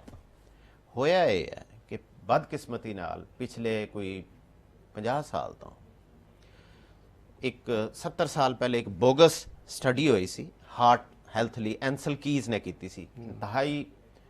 ਇੰਤਹਾਈ ਗਲਤ ਇਨਸਾਨ ਸੀ ਉਹ, ਕਿਉਂਕਿ ਉਹਦੀ ਵਜ੍ਹਾ ਨਾਲ ਮਿਲੀਅਨਸ ਐਂਡ ਮਿਲੀਅਨਸ ਲੋਕਾਂ ਨੇ ਸਫਰ ਕੀਤਾ ਹੈ। ਉਹਦੀ ਉਸ ਬੋਗਸ ਬਦਬਖਤ ਇਨਸਾਨ ਦੀ ਬੋਗਸ ਸਟੱਡੀ ਦੀ ਵਜ੍ਹਾ ਨਾਲ ਬਹੁਤ ਸਾਰੇ ਲੋਕ ਸਫਰ ਕੀਤੇ ਨੇ। ਔਰ ਅੱਜ ਤੱਕ ਯਾਨੀ ਮੈਡੀਕਲ ਪ੍ਰੋਫੈਸ਼ਨ ਨੂੰ ਇਹ ਸਮਝ ਵੀ ਆ ਚੁੱਕੀ ਹੈ, ਉਹਨਾਂ ਨੇ ਐਕਸੈਪਟ ਵੀ ਕਰ ਲਿਆ ਕਿ ਕੋਲੇਸਟ੍ਰੋਲ ਦਾ, ਹਾਈ ਕੋਲੇਸਟ੍ਰੋਲ ਦਾ ਹਾਰਟ ਅਟੈਕ ਨਾਲ ਕੋਈ ਡਾਇਰੈਕਟ ਲਿੰਕ ਨਹੀਂ ਹੈ। ਲੇਕਿਨ ਉਹਦੇ ਬਾਵਜੂਦ ਵੀ ਜਦੋਂ ਉਹਨਾਂ ਕੋਲ ਕੋਈ ਪੇਸ਼ੈਂਟ ਜਾਂਦਾ ਹੈ ਔਰ ਉਹਦੀ ਉਮਰ ਕੋਈ 40 ਸਾਲ ਤੋਂ ਉੱਪਰ ਹੁੰਦੀ ਹੈ ਔਰ ਉਹਦਾ ਕੋਲੇਸਟ੍ਰੋਲ ਵਿਚਾਰੇ ਦਾ 5 ਤੋਂ 1 ਪੁਆਇੰਟ ਵੀ ਉੱਪਰ ਹੁੰਦਾ ਹੈ, ਉਹਨੂੰ ਲਾ ਦਿੰਦੇ ਨੇ ਸਟੈਟਨ ਡਰੱਗ ਦੇ ਉੱਤੇ। ਸਟੈਟਨ ਕੀ ਕਰਦੀ ਹੈ? ਇੱਕਦਮ ਕੋਲੇਸਟ੍ਰੋਲ ਨੂੰ ਡ੍ਰੌਪ ਕਰ ਦਿੰਦੀ ਹੈ। ਪੌਲ ਜੀ, ਤੁਹਾਡਾ ਬ੍ਰੇਨ ਤੇ ਚੱਲਦਾ ਹੀ ਕੋਲੇਸਟ੍ਰੋਲ ਤੇ। ਪਰ ਜੇ ਬੜਾ ਜ਼ੁਰਮ ਹੋ ਰਿਹਾ ਚੀਜ਼ ਦੇ ਤੇ, ਦੇਖੋ ਲੋਕੀ ਬੜੇ ਕੌਨਸ਼ੀਅਸ ਨੇ ਕੋਲੇਸਟ੍ਰੋਲ ਦੇ। ਹੁਣ ਹਾਂਜੀ, ਥੋੜਾ ਜਿਹਾ ਉੱਪਰ ਗਿਆ, ਉਹ 2 ਗੋਲੀਆਂ ਖਾ ਲਈਆਂ, ਅੱਜ ਇੱਕ ਖਾ ਲਿਆ, ਯੂ نو। ਅੱਜ ਮੈਂ ਦੱਸਦਾ ਤੁਹਾਨੂੰ ਕਿ ਜਦੋਂ ਤੁਸੀਂ ਬ੍ਰੇਨ ਨੂੰ ਉਹਦੀ ਜਿਹੜੀ ਉਹਨੂੰ ਫੇਵਰਿਟ ਫੂਡ ਹੈ, ਜਿਹਦੀ ਵਜ੍ਹਾ ਨਾਲ ਉਹ ਰੀਗਰੋ ਕਰਦਾ ਹੈ, ਨਵੇਂ ਕਨੈਕਸ਼ਨ ਡਿਵੈਲਪ ਕਰਦਾ ਹੈ, ਉਹ ਲੁਬਰੀਕੇਟ ਕਰਦਾ ਹੈ ਆਪਣੀ ਨਰਵਸ ਨੂੰ ਕੋਲੇਸਟ੍ਰੋਲ ਨਾਲ, ਉਹ ਤੁਸੀਂ ਲੈ ਲਓਗੇ, ਬ੍ਰੇਨ ਡਰਾਈ ਹੋ ਜਾਏਗਾ, ਸੁਕੜਨਾ ਸ਼ੁਰੂ ਹੋ ਜਾਏਗਾ। ਬ੍ਰੇਨ ਸੁਕੜੇਗਾ, ਤੁਹਾਨੂੰ ਇਹ ਪ੍ਰੋਬਲਮ ਆਉਣਾ ਸ਼ੁਰੂ ਹੋ ਜਾਣਗੇ। ਸਭ ਤੋਂ ਪਹਿਲੀ ਚੀਜ਼ ਇਹ ਹੈ ਕਿ ਜਿਨ੍ਹਾਂ ਲੋਕਾਂ ਨੂੰ ਇਸ ਕਿਸਮ ਦੇ ਐਪੀਸੋਡ ਹੋ ਰਹੇ ਨੇ ਔਰ ਉਹ ਫੀਲ ਕਰ ਰਹੇ ਨੇ ਕਿ ਮੈਨੂੰ ਹੁਣ ਮੈਮਰੀ ਨੂੰ ਐਕਸੈਸ ਕਰਨ 'ਚ ਪ੍ਰੋਬਲਮ ਆ ਰਹੀ ਹੈ, ਬਾਜ਼ਕਾਤ ਮੈਨੂੰ ਚਿਹਰੇ ਭੁੱਲ ਜਾਂਦੇ ਨੇ, ਬਾਜ਼ਕਾਤ ਮੈਨੂੰ ਰਸਤੇ ਭੁੱਲ ਜਾਂਦੇ ਨੇ, ਬਾਜ਼ਕਾਤ ਤਸਵੀਰਾਂ ਮੇਰੇ ਅੱਗੇ ਆਉਂਦੀਆਂ ਨੇ, ਮੈਂ ਸਮਝ ਨਹੀਂ ਆਉਂਦੀ, ਇਹ ਅਗਰ ਸਿੰਪਟਮਸ ਆ ਰਹੇ ਨੇ। ਔਰ ਅੱਜ ਕੱਲ ਆਨਲਾਈਨ ਡਿਮੈਂਸ਼ੀਆ, ਅਲਜ਼ਾਈਮਰ ਦੇ ਬੜੇ ਟੈਸਟ ਪਏ ਹੋਏ ਨੇ, ਆਨਲਾਈਨ ਟੈਸਟ ਨੇ। ਤੁਸੀਂ ਜਾਓ, ਫਾਰਗ ਬੈਠੇ ਹੋ, ਆਨਲਾਈਨ ਟੈਸਟ ਉਤਾਰੋ, ਉਹਨੂੰ ਲਿਖਣਾ ਸ਼ੁਰੂ ਕਰੋ, ਉਹ ਤੁਹਾਨੂੰ ਅਸੈਸਮੈਂਟ ਆ ਜਾਏਗੀ ਕਿ ਕਿੰਨੀ % ਬ੍ਰੇਨ ਕੰਮ ਕਰ ਰਿਹਾ ਤੁਹਾਡਾ, ਠੀਕ ਹੈ ਨਾ। ਔਰ ਅਗਰ ਤੁਸੀਂ ਦੇਖ ਰਹੇ ਹੋ ਕਿ ਗੜਬੜ ਚੱਲ ਰਹੀ ਹੈ, ਮੇਰਾ ਬ੍ਰੇਨ ਉਸ ਤਰ੍ਹਾਂ ਡਾਟਾ ਪ੍ਰੋਸੈਸ ਨਹੀਂ ਕਰ ਰਿਹਾ, ਤੇ ਮੈਂ ਤੁਹਾਨੂੰ ਕਹਾਂਗਾ ਕਿ ਅਗਰ ਤੁਸੀਂ ਕੋਲੇਸਟ੍ਰੋਲ ਦੀ ਦਵਾਈਆਂ ਤੇ ਹੈਗੇ ਹੋ, ਤੁਹਾਨੂੰ ਸੀਰੀਅਸਲੀ ਆਪਣੇ ਡਾਕਟਰ ਨਾਲ ਡਿਸਕਸ਼ਨ ਕਰਨੀ ਚਾਹੀਦੀ ਹੈ ਔਰ ਉਹਨੂੰ ਦੱਸਣਾ ਚਾਹੀਦਾ ਹੈ ਕਿ ਮੇਰਾ ਬ੍ਰੇਨ ਕੋਲੇਸਟ੍ਰੋਲ ਦਾ ਬਣਿਆ ਹੈ ਔਰ ਤੂੰ ਮੇਰਾ ਕੋਲੇਸਟ੍ਰੋਲ 3 ਤੇ ਲੈ ਆਇਆ। ਸਾਨੂੰ ਨੌਲੇਜ ਦੀ ਚੀਜ਼ਾਂ ਦੇ ਨਾ। ਹਾਂਜੀ ਹਾਂਜੀ ਨੌਲੇਜ ਨਹੀਂ ਹੈ। ਹਾਂਜੀ। ਔਰ ਜਦਕਿ ਤੂੰ ਮੇਰਾ ਕੋਲੇਸਟ੍ਰੋਲ ਡ੍ਰੌਪ ਕਰੀ ਜਾ ਰਿਹਾ, ਮੈਨੂੰ ਇਹ ਕਹਿ ਕੇ ਜੀ ਇਹ ਹਾਰਟ ਨੂੰ ਸੇਫ ਕਰਨ ਲਈ ਹੈ, ਮੈਨੂੰ ਇੱਕ ਸਾਇੰਟੀਫਿਕ ਸਟੱਡੀ ਤੇ ਦੇ ਜਿਹਦੇ ਚ ਨਜ਼ਰ ਆਏ ਕਿ ਕੋਲੇਸਟ੍ਰੋਲ ਔਰ ਹਾਰਟ ਅਟੈਕ ਲਿੰਕਡ ਨੇ। ਨਹੀਂ ਹੈ, ਠੀਕ ਹੈ। ਪਹਿਲਾ ਕਲਪ੍ਰਿਟ ਮੇਰੀ ਨਜ਼ਰ 'ਚ ਜਿਹੜੇ ਲੋਕ 60 ਤੋਂ ਉੱਪਰ ਨੇ ਔਰ ਉਹ ਹਾਰਟ ਦੀਆਂ ਦਵਾਈਆਂ ਖਾ ਰਹੇ ਨੇ ਜਾਂ ਇਹੋ ਜਿਹੀਆਂ ਦਵਾਈਆਂ ਜਾਂ ਸ਼ੂਗਰ ਦੀਆਂ ਦਵਾਈਆਂ ਖਾ ਰਹੇ ਨੇ ਔਰ ਉਹਦੇ ਵਿੱਚ ਕੋਲੇਸਟ੍ਰੋਲ ਦੀਆਂ ਦਵਾਈਆਂ ਨੇ, ਤਾਂ ਉਹਨਾਂ ਨੂੰ ਮੈਂ ਕਹਾਂਗਾ ਕਿ ਪਲੀਜ਼ ਆਪਣੇ ਡਾਕਟਰ ਨਾਲ ਸੀਰੀਅਸ ਡਿਸਕਸ਼ਨ ਕਰੋ, ਕਿਉਂਕਿ ਕੋਲੇਸਟ੍ਰੋਲ ਦੀ ਦਵਾਈ ਬ੍ਰੇਨ ਨੂੰ ਡੈਮੇਜ ਕਰ ਰਹੀ ਹੈ ਤੁਹਾਡੇ ਨੂੰ, ਠੀਕ ਹੈ। ਪਹਿਲੀ ਚੀਜ਼ ਇਹ ਹੋ ਗਈ। ਔਰ ਦੂਸਰੀ ਚੀਜ਼ ਇਹ ਹੋ ਗਈ ਕਿ ਨਾ ਸਿਰਫ ਇਹ ਕਿ ਅਸੀਂ ਕੋਲੇਸਟ੍ਰੋਲ ਘਟਾਉਣ ਦੀ ਦਵਾਈ ਖਾਣੀ ਸ਼ੁਰੂ ਕਰਤੀ, ਦੂਸਰਾ ਇਹ ਕਿ ਅਸੀਂ ਫੈਟ ਨੂੰ ਆਪਣੀ ਲਾਈਫ 'ਚੋਂ ਹੀ ਕੱਢ ਦਿੱਤਾ। ਕਿਉਂਕਿ ਸਾਨੂੰ ਉਹ ਪੜ੍ਹਾ ਗਿਆ ਸੀ ਨਾ 70 ਸਾਲ ਪਹਿਲੇ, ਉਹ ਕੰਬਖਤਾ ਸੋ ਕਾਲਡ ਬੋਗਸ ਸਾਇੰਟਿਸਟ ਜਿਹੜਾ ਸੀ ਕਿ ਜੀ ਫੈਟ ਜਿਹੜਾ ਹੈ ਇਹ ਲਿੰਕਡ ਹੈ ਹਾਰਟ ਅਟੈਕ ਨਾਲ। ਔਰ ਫੈਟ ਵੀ ਕਿਹੜਾ? ਜਿਹੜਾ ਇਨਸਾਨ ਹਜ਼ਾਰਾਂ ਸਾਲਾਂ ਤੋਂ ਖਾਂਦਾ ਆ ਰਿਹਾ ਸੀ ਬਟਰ ਜਿਹੜਾ ਜਾਂ ਕੋਕੋਨਟ ਆਇਲ ਜਿਹੜਾ ਹੈ ਉਹਨੇ ਸਾਡੀ ਲਾਈਫ ਚੋਂ ਕੱਢਤਾ। ਜਦਕਿ ਬ੍ਰੇਨ ਜਿਹੜਾ ਹੈ ਉਹ ਪਲਦਾ ਹੀ ਸੈਚੂਰੇਟਡ ਫੈਟ ਤੇ ਹੈ, ਫੈਟ ਹੈ ਸਾਰਾ, ਠੀਕ ਹੈ ਨਾ। ਦੂਸਰੀ ਚੀਜ਼ ਇਹ ਹੈ ਕਿ ਮੈਂ ਸਾਰਿਆਂ ਨੂੰ ਕਹਾਂਗਾ ਜਿਹੜੇ ਵੀ ਲੋਕ ਆਪਣੀ ਬ੍ਰੇਨ ਹੈਲਥ ਦੇ ਬਾਰੇ ਚ ਕੌਨਸ਼ੀਅਸ ਨੇ, ਇੰਪਰੂਵ ਕਰਨਾ ਚਾਹੁੰਦੇ ਨੇ, ਦੇਸੀ ਘਿਓ ਖਾਓ, ਕੋਕੋਨਟ ਆਇਲ ਖਾਓ। ਤੁਸੀਂ ਬੇਸ਼ੱਕ ਕਹਿੰਦੇ ਹੋ, ਮੈਨੂੰ ਯਾਦ ਹੈ। ਹਾਂਜੀ, ਬ੍ਰੇਨ ਨੂੰ ਲੁਬਰੀਕੇਟ ਕਰੋ, ਬ੍ਰੇਨ ਨੂੰ ਉਹਦੇ ਪ੍ਰੋਪਰ ਉਹਦੇ ਫੇਵਰਿਟ ਨਿਊਟ੍ਰੀਐਂਟਸ ਪ੍ਰੋਵਾਈਡ ਕਰੋ। ਭਾਜੀ ਕਈ ਲੋਕ ਕਈ ਤੇਲ ਦੀ ਕੋਈ ਆਪਣੇ ਸਿਰ 'ਚ ਮਾਲਿਸ਼ ਕਰਨ ਲੱਗ ਜਾਂਦੇ ਨੇ, ਉਹ ਹੈਲਪ ਉਹ ਹੁੰਦੀ ਹੈ? ਹੈਲਪਫੁਲ ਹੈ, ਬਿਲਕੁਲ Really helpful ਹੈ? ਬਿਲਕੁਲ। ਤੁਸੀਂ ਸਿਰ 'ਚ ਬਦਾਮਾਂ ਦਾ ਤੇਲ ਜਦੋਂ ਚਾਸਦੇ ਹੋ ਤੁਹਾਡੇ ਅੰਦਰ ਜਾਂਦਾ ਹੈ, ਉਹ ਰॉ ਮਟੀਰੀਅਲ ਹੈ, ਉਹਦੇ 'ਚ ਓਮੇਗਾ 3 ਆਇਲ ਮਿਲ ਜਾਂਦਾ ਤੁਹਾਡੀ ਬਾਡੀ ਨੂੰ। ਤੁਹਾਡੇ ਬ੍ਰੇਨ ਨੂੰ ਬਹੁਤ ਜ਼ਿਆਦਾ ਓਮੇਗਾ 3 ਆਇਲ ਚਾਹੀਦਾ ਹੈ, ਬਹੁਤ ਜ਼ਿਆਦਾ ਚਾਹੀਦਾ ਹੈ। ਔਰ ਇਹਦੇ ਲਈ ਬਿਹਤਰੀਨ ਸੋਲੂਸ਼ਨ ਹੈ ਅਲਸੀਆਂ। ਅਲਸੀ ਦੀਆਂ ਪਿੰਨੀਆਂ ਬਣਾਓ, ਅਸੀਂ ਖਾਂਦੇ ਹੁੰਦੇ ਸੀ ਸਰਦੀਆਂ 'ਚ ਖਾਸ ਤੌਰ ਤੇ। ਉਹਦੇ ਵਿੱਚ ਓਮੇਗਾ 3 ਆਇਲ ਹੁੰਦਾ ਹੈ, ਉਹਦੇ ਨਾਲ ਤੁਸੀਂ 1 ਪਿੰਨੀ 2 ਪਿੰਨੀ ਜਾਂ ਇੰਨਾ ਕੁ ਤੁਸੀਂ ਟੁਕੜੀ ਖਾ ਲਓ ਤੇ ਉਹ ਤੁਹਾਡੀ ਓਮੇਗਾ 3 ਦੀ ਰਿਕੁਆਇਰਮੈਂਟ ਪੂਰੀ ਹੋ ਜਾਂਦੀ ਹੈ। ਅਸੀਂ ਖੁਦ ਵੀ, ਬਲਕਿ ਤੁਹਾਨੂੰ ਮੈਂ ਦੱਸਾਂ ਮਜ਼ਦਾਰੀ ਦੀ ਗੱਲ, ਮੈਂ ਤੁਹਾਨੂੰ ਹੁਣ ਕਹਿ ਰਿਹਾ ਸੀ ਕਿ ਮੈਂ ਕੁਆਲਿਟੀ ਫੂਡ ਜਾਣਾ ਹੈ। ਅੱਜ ਮੈਂ ਖੁਦ ਆਪਣੇ ਹੱਥ ਨਾਲ ਰॉ ਮਟੀਰੀਅਲ ਲੈਣਾ ਹੈ। ਅਸੀਂ ਪਿੰਨੀਆਂ ਬਣਾਉਣੀਆਂ ਨੇ ਸਪੇਨ ਵਿੱਚ, ਮੈਂ ਬਣਵਾਉਣੀਆਂ ਨੇ। ਔਰ ਅਸੀਂ ਆਪਣੇ ਜਿਹੜੇ ਹੁਣ ਸਾਡੇ ਕੋਲੋਂ ਕਸਟਮਰ ਵੈਜੀਟੇਬਲ ਲੈ ਰਹੇ ਨੇ ਉਹਨਾਂ ਨੂੰ ਐਜ਼ ਅ ਗਿਫਟ ਇੰਨੀ ਟੁਕੜੀ ਭੇਜਣੀ ਹੈ। ਉਹ ਅਸੀਂ ਚਾਰजेस ਵਗੈਰਾ ਨਹੀਂ ਲੈਣੇ, ਨਾਲ ਰੈਸਿਪੀ ਭੇਜਣੀ ਹੈ ਪੂਰੀ ਕਿ ਮਿਹਰਬਾਨੀ ਕਰੋ ਹੁਣ ਘਰ ਬਣਾਓ ਖੁਦ। ਤੁਹਾਨੂੰ ਸੈਂਪਲ ਭੇਜ ਦਿੱਤਾ ਹੈ, ਇਹਨੂੰ ਖਾ ਕੇ ਦੇਖੋ ਕਿੰਨੀ ਸਵਾਦ ਬਣਦੀ ਹੈ, ਬੱਚਿਆਂ ਨੂੰ ਖਿਲਾਓ। ਹੁਣ ਇਹ ਰੈਸਿਪੀ ਔਰ ਕਿਸ ਤਰ੍ਹਾਂ ਇਹਨੂੰ ਬਣਾਉਣਾ ਹੈ ਇਹ ਆ ਗਈ ਹੈ, ਹੁਣ ਖੁਦ ਬਣਾਓ ਘਰ। ਇਹ ਅਸੀਂ ਸ਼ੁਰੂ ਕਰ ਰਹੇ ਹਾਂ ਨੈਕਸਟ ਵੀਕ ਤੋਂ। ਤੇ ਅਸੀਂ ਚਾਹੁੰਦੇ ਹਾਂ ਕਿਉਂਕਿ ਇਹ ਚੀਜ਼ਾਂ ਜਿਹੜੀਆਂ ਨੇ ਨਾ ਪੌਲ ਜੀ, ਇਹ ਨਾ ਸਿਰਫ ਨਿਊਟ੍ਰੀਐਂਟਸ ਨੇ ਬਲਕਿ ਹੈਲਥ ਵੀ ਹੈ ਔਰ ਮਜ਼ਾ ਵੀ ਹੈ। ਭੁੱਖ ਲੱਗੀ ਹੈ, ਦੁਪਹਿਰ ਨੂੰ ਬਜਾਏ ਗੰਦੇ ਜਿਹੇ ਬਿਸਕੁਟ ਖਾਣ ਦੇ, ਪਤਾ ਨਹੀਂ ਕਿੱਥੇ ਬਣੇ ਨੇ, ਕਿਹੜੀ ਫੈਕਟਰੀ 'ਚ ਬਣੇ ਨੇ, ਤੁਸੀਂ ਘਰ ਆਪਣੀ ਬਣਾਈ ਹੋਈ ਪਿੰਨੀਆਂ ਖਾਓ, ਤੁਹਾਨੂੰ ਪਤਾ ਕੀ ਖਾ ਰਹੇ। ਪਰ ਜਦ ਮੈਂ ਤੁਹਾਨੂੰ ਓਨੈਸਟਲੀ ਕਈ ਮਹੀਨੇ ਹੋ ਗਏ ਮੈਂ ਬਿਸਕੁਟ ਨਹੀਂ ਖਾਦੇ। ਜਦੋਂ ਮੈਂ ਇੱਕ ਦਫਾ ਫੜਿਆ ਗਿਆ, ਅਸੀਂ ਚਾਹ ਪੀ ਲਿਆ ਸੀ ਤੇ ਬਿਸਕੁਟ ਬਹੁਤ ਚੰਗਾ ਕੀਤਾ ਸੀ, ਉਹ ਤੋਂ ਬਾਅਦ ਨਹੀਂ ਲੈਣਾ। ਅੱਛਾ ਡਾਕਟਰ ਸਾਹਿਬ, ਹੁਣ ਜੇ ਮੈਂ ਗੱਲ ਕਰਾਂ ਜੀ, ਤੁਸੀਂ ਦੱਸਦੇ ਹੋ ਕਿ ਕੋਲੇਸਟ੍ਰੋਲ ਬੰਦਾ ਦਿਨ ਰਾਤ ਲੱਗਿਆ ਰਹਿੰਦਾ, ਅਸੀਂ ਚੈੱਕ ਕਰਦੇ ਹਾਂ। ਉਹ ਮੈਨੂੰ ਬੜਾ ਅੱਛਾ ਲੱਗਿਆ ਲਾਸਟ ਟਾਈਮ ਤੁਸੀਂ ਕਿਹਾ ਜਿਹੜੇ ਇਹਨਾਂ ਨੇ ਐਵਰੇਜ ਕੱਢੀ ਹੈ, ਉਹ ਐਵਰੇਜ ਕਿੱਥੋਂ ਨਿਕਲ ਜਾਂਦੀ ਹੈ? ਮੈਨੂੰ ਬੜੀ ਸਮਝ ਪਈ ਉਹ ਗੱਲ ਦੀ। ਬਹੁਤ ਇੰਟਰਸਟਿੰਗ ਗੱਲ ਹੈ। ਇੱਕ ਬੰਦਾ ਬੜਾ ਤਾਕਤਵਰ ਹੈ, ਭਲਵਾਨ ਹੈ, ਤੇ ਇੱਕ ਗਰੀਬ ਮੇਰੇ ਵਰਗਾ ਵਿਚਾਰਾ, ਉਹਨਾਂ ਦੋਵਾਂ ਦੀ ਐਵਰੇਜ ਕੱਢ ਕੇ ਕਹੋ ਜੀ ਇਹ ਤੁਹਾਡਾ ਦੋਵਾਂ ਦਾ ਨਾਰਮਲ ਲੈਵਲ ਇਹ ਹੈ ਜਿਹੜਾ ਆਦੇ। ਇਹ ਤਾਂ ਸਟੂਪਿਡਿਟੀ, ਬਹੁਤ ਟੋਟਲੀ ਐਕਸਟ੍ਰੀਮ ਸਟੂਪਿਡਿਟੀ ਹੈ ਜਿਹਦੇ 'ਚ ਅਸੀਂ ਫਸ ਗਏ ਹਾਂ ਪਿਛਲੇ 70 ਸਾਲ ਤੋਂ ਅਸੀਂ। ਔਰ ਦੂਸਰੀ ਗੱਲ ਤੁਹਾਨੂੰ ਦੱਸਾਂ ਪੌਲ ਜੀ, ਤੁਸੀਂ ਅਫਰੀਕਨ ਕੰਟਰੀਜ਼ 'ਚ ਜਾਓਗੇ, ਉਹਨਾਂ ਦੇ ਬਲੱਡ ਦੇ ਪੈਰਾਮੀਟਰ ਡਿਫਰੈਂਟ ਨੇ। ਤੁਸੀਂ ਅਮਰੀਕਾ ਜਾਓਗੇ, ਡਿਫਰੈਂਟ ਨੇ। ਰਸ਼ੀਆ, ਕਿਉਂਕਿ ਉਹ এনवायरमेंट ਹੋਰ ਹੈ, ਉੱਥੇ ਠੰਡ ਹੈ, ਉੱਥੇ ਗਰਮੀ ਹੈ, ਉੱਥੇ ਗਰਮ ਹਵਾ ਹੈ, ਉੱਥੇ ਠੰਡੀ ਹਵਾ ਹੈ, ਉਹਦੇ ਮੁਤਾਬਿਕ ਬਾਡੀ ਅਡਾਪਟ ਕਰ ਰਹੀ ਹੁੰਦੀ ਹੈ। ਹੁਣ ਤੁਸੀਂ ਕਹੋ ਕਿ ਸਾਰੀ ਦੁਨੀਆ ਤੇ ਇੱਕੋ ਹੀ ਸਟੈਂਡਰਡ ਲਾ ਦੇਣਾ, ਇਹ ਸਟੂਪਿਡਿਟੀ ਹੈ। ਇਹ ਰੱਬ ਦੀ ਬਣਾਏ ਹੋਏ ਇਸ ਸਿਸਟਮ ਦੇ ਅਗੇਂਸਟ ਜਾਣ ਵਾਲੀ ਗੱਲ ਹੈ, ਕਿਉਂਕਿ ਰੱਬ ਨੇ ਯੂਨੀਫਾਰਮਿਟੀ ਨਹੀਂ ਬਣਾਈ, ਹਰ ਕੋਈ ਡਿਫਰੈਂਟ ਬਣਾਇਆ। ਡਾਕਟਰ ਇਹ ਇੱਕ ਦਿਮਾਗ ਬੜੀ ਕਮਾਲ ਦੀ ਚੀਜ਼ ਹੈ। ਇੱਕ ਦੋ ਸਵਾਲ ਮੇਰੇ ਮਾਈਂਡ 'ਚ ਆ ਰਹੇ ਨੇ। ਤੁਹਾਨੂੰ ਪਤਾ ਕਈ ਇਨਸਾਨ ਹੁੰਦੇ ਨੇ ਉਹ ਪਤਾ ਨਹੀਂ ਕਿਸ ਚੀਜ਼ ਤੋਂ ਸਫਰ ਕਰਦੇ, ਉਹਨਾਂ ਨੂੰ ਪੁਰਾਣੀਆਂ ਗੱਲਾਂ ਯਾਦ ਹੈ, ਨਵੀਆਂ ਨਹੀਂ ਯਾਦ ਰਹਿੰਦੀਆਂ। ਕਈਆਂ ਨੂੰ ਨਵੇਂ ਰਹਿੰਦੇ, ਪੁਰਾਣੀਆਂ ਭੁੱਲ ਗਏ ਨੇ। ਇਹ ਦੇਖੋ, ਜਿਨ੍ਹਾਂ ਨੂੰ ਪੁਰਾਣੀਆਂ ਗੱਲਾਂ ਭੁੱਲਦੀਆਂ ਨੇ ਨਾ, ਉਹ ਮੇਰੀ ਨਜ਼ਰ 'ਚ ਜ਼ਿਆਦਾ ਅੱਛੀ ਚੀਜ਼ ਨਹੀਂ, ਡੇਂਜਰਸ ਚੀਜ਼ ਹੈ। ਜਿਹੜੀ ਸ਼ਾਰਟ ਟਰਮ ਮੈਮਰੀ ਹੈ ਉਹ ਸ਼ਾਰਟ ਹੋ ਜਾਣਾ, ਉਹ ਜਲਦੀ ਰਿਕਵਰ ਹੋ ਜਾਂਦੀ ਹੈ, ਠੀਕ ਹੈ ਨਾ। ਜਿਵੇਂ ਅਸੀਂ ਕੰਪਿਊਟਰ ਲੈਂਦੇ ਆ ਨਾ, ਕੰਪਿਊਟਰ 'ਚ 2 ਪੋਰਸ਼ਨ ਹੁੰਦੇ ਨੇ, ਇੱਕ ਨੂੰ ਅਸੀਂ ਰੈਮ ਕਹਿੰਦੇ ਆ, ਇੱਕ ਹਾਰਡ ਡਰਾਈਵ ਹੁੰਦੀ ਹੈ। ਰੈਮ ਜਿਹੜਾ ਹੁੰਦਾ ਉਹ ਇੱਕ ਸ਼ਾਰਟ ਟਰਮ ਮੈਮਰੀ ਨੂੰ ਐਕਸੈਸ ਕਰਦਾ ਹੈ। ਜਿਹੜੀ ਹਾਰਡ ਡਰਾਈਵ ਹੈ ਉੱਥੇ ਪੁਰਾਣੀਆਂ ਗੱਲਾਂ ਪਈਆਂ ਨੇ, ਉਹ ਤੁਸੀਂ ਜਾਣਾ ਉਹਨੂੰ ਐਕਸੈਸ ਕਰਕੇ ਲੈ ਕੇ ਆਣਾ। ਅਗਰ ਤੁਹਾਡੀ ਸ਼ਾਰਟ ਟਰਮ ਮੈਮਰੀ ਡਿਸਟਰਬ ਹੈ ਨਾ, ਤੇ ਫਿਰ ਇਹ ਜਿਹੜੀਆਂ ਚੀਜ਼ਾਂ ਹੁਣ ਮੈਂ ਤੁਹਾਨੂੰ ਸਮਝਾ ਰਿਹਾ ਬੜੀਆਂ ਹੈਲਪਫੁਲ ਹੋਣਗੀਆਂ। ਉਹਦੇ ਵਿੱਚ ਸ਼ਾਰਟ ਟਰਮ ਮੈਮਰੀ ਨੂੰ ਤੁਸੀਂ ਇਨਹਾਂਸ ਜਾਂ ਇੰਪਰੂਵ ਕਰਨਾ ਹੈ ਨਾ, ਤਾਂ ਉਹਦੇ ਵਿੱਚ ਜਿੰਨਾ ਜ਼ਿਆਦਾ ਇਲੈਕਟ੍ਰੋਨਿਕ ਗੈਜਟਸ ਤੋਂ ਦੂਰ ਹਟ ਜਾਓਗੇ, ਉਨਾ ਇੰਪਰੂਵਮੈਂਟ ਆ ਜਾਏਗੀ ਤੁਹਾਡੇ 'ਚ। ਔਰ ਜਿੰਨਾ ਤੁਹਾਡਾ ਹੁਣ ਉਧਰ ਹੀ ਦੁਬਾਰਾ ਅਸੀਂ ਆ ਜਾਂਦੇ ਉਸੇ ਟੌਪਿਕ ਵੱਲ ਕਿ ਜਿਵੇਂ ਮੈਂ ਤੁਹਾਨੂੰ ਕਿਹਾ ਕਿ ਇੱਕ ਤੇ ਕੋਲੇਸਟ੍ਰੋਲ ਬੜਾ ਜ਼ਰੂਰੀ ਹੈ, ਦੂਸਰਾ ਓਮੇਗਾ 3 ਆਇਲ ਬੜਾ ਜ਼ਰੂਰੀ ਹੈ, ਤੀਸਰਾ ਜਿਹੜਾ ਪੌਲ ਜੀ ਹੈ ਉਹ ਨੀਂਦ ਹੈ, ਸਲੀਪ ਹੈ। ਅੱਜ ਮੈਂ ਸਾਰਿਆਂ ਨੂੰ ਦੱਸ ਦਿੰਦਾ, ਅਗਰ ਤੁਹਾਡੀ ਨੀਂਦ 5 ਘੰਟੇ ਤੋਂ ਘੱਟ ਹੈ ਤੇ ਤੁਹਾਡਾ ਬ੍ਰੇਨ ਟਰਬਲ ਵਿੱਚ ਆ ਸਕਦਾ ਹੈ, ਆ ਜਾਏਗਾ, ਆ ਸਕਦਾ ਨਹੀਂ, ਆ ਜਾਏਗਾ।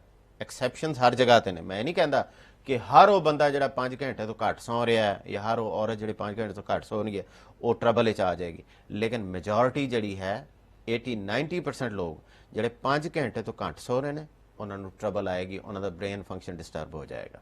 ਦੂਸਰੀ ਚੀਜ਼ ਇਹ ਹੈ ਕਿ ਅਗਰ ਤੁਸੀਂ 9 ਘੰਟੇ ਤੋਂ ਜ਼ਿਆਦਾ ਸੌਂਦੇ ਹੋ, ਫਿਰ ਵੀ ਤੁਹਾਡੇ ਨਾਲ ਉਹੀ ਕੰਮ ਹੋਏਗਾ। ਐਕਸੈਸਿਵ ਹੋ ਗਿਆ ਨਾ। ਐਕਸੈਸਿਵ ਹੋ ਗਿਆ, ਬ੍ਰੇਨ ਤੁਹਾਡਾ ਫੌਗੀ ਹੋ ਜਾਏਗਾ, ਟਰਬਲ 'ਚ ਹੋ ਜਾਏਗਾ, ਸਮਾਰਟ ਨਹੀਂ ਰਹੇਗਾ। ਲਿਹਾਜ਼ਾ ਤੁਹਾਨੂੰ ਜਿਹੜੀ ਆਈਡੀਅਲ ਨੀਂਦ ਹੈ, ਜਿਹੜੀ ਮੈਂ ਵੀ ਪਸੰਦ ਕਰਦਾ, ਉਹ ਹੈ 7 ਤੋਂ 8 ਘੰਟੇ ਮਸਟ ਹੈ। ਔਰ ਜਿਹੜੇ ਲੋਕ ਨਾਈਟ ਸ਼ਿਫਟ ਲਗਾਉਂਦੇ ਨੇ ਉਹਨਾਂ ਨੂੰ ਮੈਂ ਕਹਾਂਗਾ ਕਿ ਰੱਬ ਨੇ ਸਾਨੂੰ ਇਸ ਤਰ੍ਹਾਂ ਡਿਜ਼ਾਈਨ ਨਹੀਂ ਕੀਤਾ ਕਿ ਅਸੀਂ ਰਾਤ ਨੂੰ ਕੰਮ ਕਰੀਏ, ਦਿਨ ਨੂੰ ਜਾਗੀਏ, ਅਸੀਂ ਦਿਨ ਨੂੰ ਸੌਈਏ। ਅਸੀਂ ਰੱਬ ਨੇ ਇਸ ਤਰ੍ਹਾਂ ਬਣਾਇਆ ਕਿ ਦਿਨ ਨੂੰ ਕੰਮ ਕਰੀਏ, ਰਾਤ ਨੂੰ ਸੌਈਏ।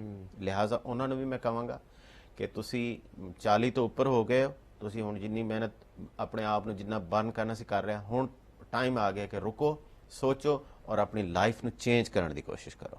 ਅਜਾ ਲੋਕ ਨਹੀਂ ਕਰਦੇ, ਨੁਕਸਾਨ ਉਠਾਉਂਦੇ ਨੇ, ਫਿਰ ਬਾਡੀ ਕੰਮ ਕਰਨਾ ਬੰਦ ਕਰ ਦਿੰਦੀ ਹੈ। ਅੱਛਾ, ਫਿਰ ਇਹ ਹੈ ਕਿ ਹੁਣ ਆਪਾਂ ਪਿੰਨੀਆਂ ਦੀ ਗੱਲ ਕੀਤੀ ਸੀ, ਅਗਰ ਕੋਈ ਪਿੰਨੀਆਂ ਨਹੀਂ ਬਣਾ ਸਕਦਾ ਜਾਂ ਨਹੀਂ ਖਾ ਸਕਦਾ ਤੇ ਕਿਸੇ ਹੈਲਥ ਫੂਡ ਸਟੋਰ ਤੇ ਚਲੇ ਜਾਓ, ਉੱਥੇ ਓਮੇਗਾ 3 ਆਇਲ ਦੇ, ਅਗਰ ਤੁਸੀਂ ਨਾਨ ਵੈਜ ਹੈਗੇ ਹੋ ਤੇ ਕ੍ਰਿਲ ਆਇਲ ਮਿਲ ਜਾਂਦਾ, KRILL, ਕ੍ਰਿਲ ਆਇਲ।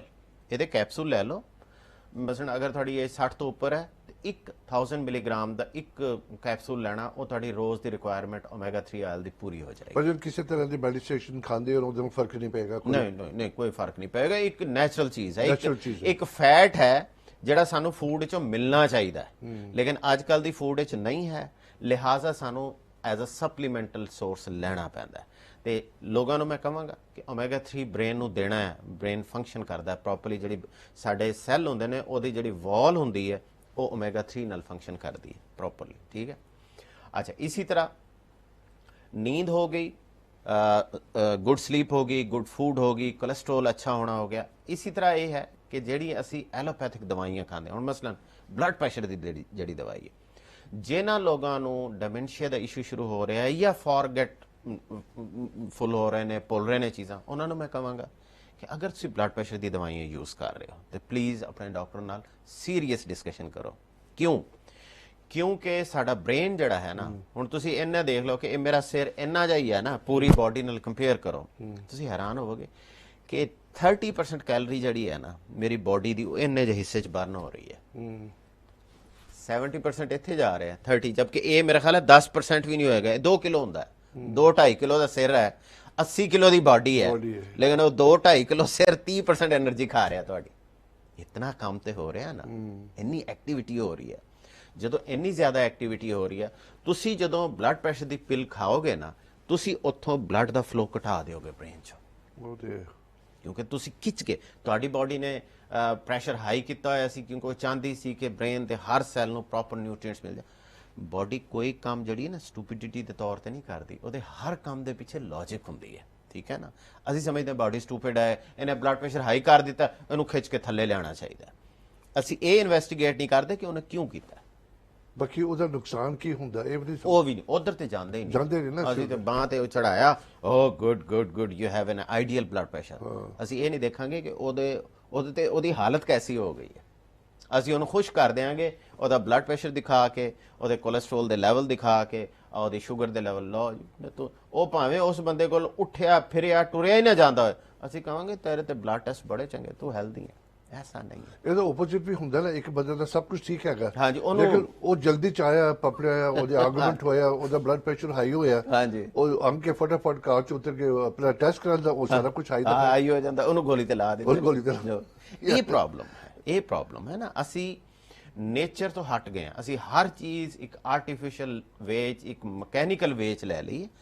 ਹਿਊਮਨ ਬਾਡੀ ਇਸ ਤਰ੍ਹਾਂ ਕੰਮ ਨਹੀਂ ਕਰਦੀ ਹੈ, ਠੀਕ ਹੈ। ਪਰ ਦਿਮਾਗ ਇੱਕ ਬੜੀ ਕਮਾਲ ਦੀ ਚੀਜ਼ ਹੈ। ਅਦੋਂ ਤੁਸੀਂ ਨੋਟ ਕੀਤਾ ਕਿ ਨਹੀਂ, ਜਦੋਂ ਤੁਸੀਂ ਕਾਰ ਚਲਾਉਂਦੇ ਹੋ, ਤੁਸੀਂ ਬਲੂਟੁੱਥ ਉੱਪਰ ਫੋਨ ਤੇ ਗੱਲ ਕਰਦੇ ਹੋ, you know and everybody knows ਤੁਹਾਡਾ 100% ਡਰਾਈਵਿੰਗ ਤੇ ਅਟੈਂਸ਼ਨ ਨਹੀਂ ਹੁੰਦੀ, ਡਿਵਾਈਡ ਹੋ ਜਾਂਦੀ ਹੈ।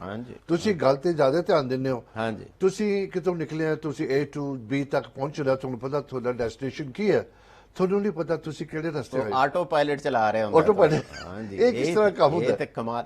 ਦੇਖੋ ਪੌਲ ਜੀ, ਸਾਡੀ ਬ੍ਰੇਨ 2 ਹਿੱਸੇ ਨੇ ਸਾਡੀ ਬ੍ਰੇਨ ਦੇ। ਇੱਕ ਹੈ ਸੈਂਟਰਲ ਨਰਵਸ ਸਿਸਟਮ, ਮਤਲਬ ਇੱਕ ਸਿਸਟਮ ਬ੍ਰੇਨ ਦਾ ਐਸਾ ਹੈ ਕਿ ਜਿਹੜਾ ਸਾਡਾ ਆਰਡਰ ਤੇ ਚੱਲਦਾ ਹੈ, ਕਿ ਬਾਂਹ ਹਿਲਾਣੀ ਹੈ, ਬੋਲਣਾ ਹੈ, ਥਿੰਕ ਕਰਨਾ ਹੈ। ਅਸੀਂ ਜੋ ਆਰਡਰ ਦੇ ਰਹੇ ਹਾਂ ਕਿ ਮੈਂ ਦੌੜਨਾ ਹੈ, ਮੈਂ ਖਾਣਾ ਹੈ, ਮੈਂ ਨਹਾਣਾ ਹੈ, ਉਹ ਜਿਹੜਾ ਸੈਂਟਰਲ ਨਰਵਸ ਸਿਸਟਮ ਹੈ ਉਹ ਸਾਡੀ ਕਮਾਂਡ ਤੇ ਚੱਲਦਾ। ਇੱਕ ਪੌਲ ਜੀ ਹੈ ਆਟੋਨੋਮਿਕ ਨਰਵਸ ਸਿਸਟਮ, ਉਹਨੂੰ ਸਾਡੀ ਕੋਈ ਪਰਵਾਹ ਨਹੀਂ, ਉਹ ਨਾ ਸਾਨੂੰ ਸੁਣਦਾ, ਉਹ ਆਪਣੀ ਮਰਜ਼ੀ ਤੇ ਚੱਲਦਾ ਹੈ। ਉਹ ਅਸੈਸ ਕਰੇਗਾ ਡੇਟਾ, ਉਹਨੂੰ ਜਿਵੇਂ ਉਹ ਮੈਂ ਤੁਹਾਨੂੰ ਪਹਿਲੇ ਵੀ ਕਿਹਾ ਸੀ ਕਿ ਹਾਈਪੋਥੈਲਮਸ ਪ੍ਰੈਜ਼ੀਡੈਂਸ਼ੀਅਲ ਆਫਿਸ ਹੈ ਇੱਥੇ, ਉਹ ਪ੍ਰੈਜ਼ੀਡੈਂਸ਼ੀਅਲ ਆਫਿਸ ਚਲਾ ਰਿਹਾ ਹੁੰਦਾ ਉਸ ਆਟੋਨੋਮਿਕ ਨਰਵਸ ਸਿਸਟਮ ਨੂੰ, ਉਹਦਾ ਸਾਡੇ ਨਾਲ ਕੋਈ ਲਿੰਕ ਨਹੀਂ। ਉਹ ਖੁਦ ਬ ਖੁਦ ਇੰਨਾ ਜਿਹਾ ਆਰਗਨ ਹੈ, ਉਹ ਡਿਸਾਈਡ ਕਰ ਰਿਹਾ ਹੁੰਦਾ ਹੈ ਕਿ ਬਲੱਡ ਪ੍ਰੈਸ਼ਰ ਮੈਂ ਕਿੰਨਾ ਰੱਖਣਾ ਹੈ, ਮੈਂ ਬਰੀਥਿੰਗ ਕਿੰਨੀ ਰੱਖਣੀ ਹੈ, ਮੈਂ ਟੈਂਪਰੇਚਰ ਕਿੰਨਾ ਰੱਖਣਾ ਹੈ, ਅੱਜ ਮੈਨੂੰ ਕਿੰਨੀ ਕੈਲਰੀ ਬਰਨ ਕਰਨ ਦੇਣੀ ਹੈ, ਅੱਜ ਕਿੰਨੀ ਨੀਂਦ ਹੋਣੀ ਚਾਹੀਦੀ, ਤਮਾਮ ਡਿਸੀਜਨ ਇੱਥੇ ਹੋ ਰਹੇ ਨੇ। ਔਰ ਉਹਦੇ ਸਾਡਾ ਕੋਈ, ਅਸੀਂ ਅਸਿਸਟ ਕਰ ਸਕਦੇ ਹਾਂ ਬਾਡੀ ਨੂੰ, ਸਪੋਰਟ ਕਰ ਸਕਦੇ ਹਾਂ, ਲੇਕਿਨ ਅਸੀਂ ਇੰਟਰਫੇਅਰ ਨਹੀਂ ਕਰ ਸਕਦੇ। ਅਸੀਂ ਆਪਣੀ ਬਾਉਲ ਮੂਵਮੈਂਟ ਨਹੀਂ ਕੰਟਰੋਲ ਕਰ ਸਕਦੇ, ਉਹ ਇੱਥੋਂ ਹੋਣੀ ਹੈ। ਅਸੀਂ ਆਪਣੀ ਯੂਰਨ ਦਾ ਫਲੋ ਕੰਟਰੋਲ ਨਹੀਂ ਕਰ ਸਕਦੇ, ਇੱਥੋਂ ਹੋਣਾ ਹੈ। ਅਸੀਂ ਆਪਣੀ ਭੁੱਖ ਨਹੀਂ ਕੰਟਰੋਲ ਕਰ ਸਕਦੇ, ਉਹ ਸਾਡੇ ਇੱਥੋਂ central nervous autonomic nervous system ਨੇ ਕਰਨਾ।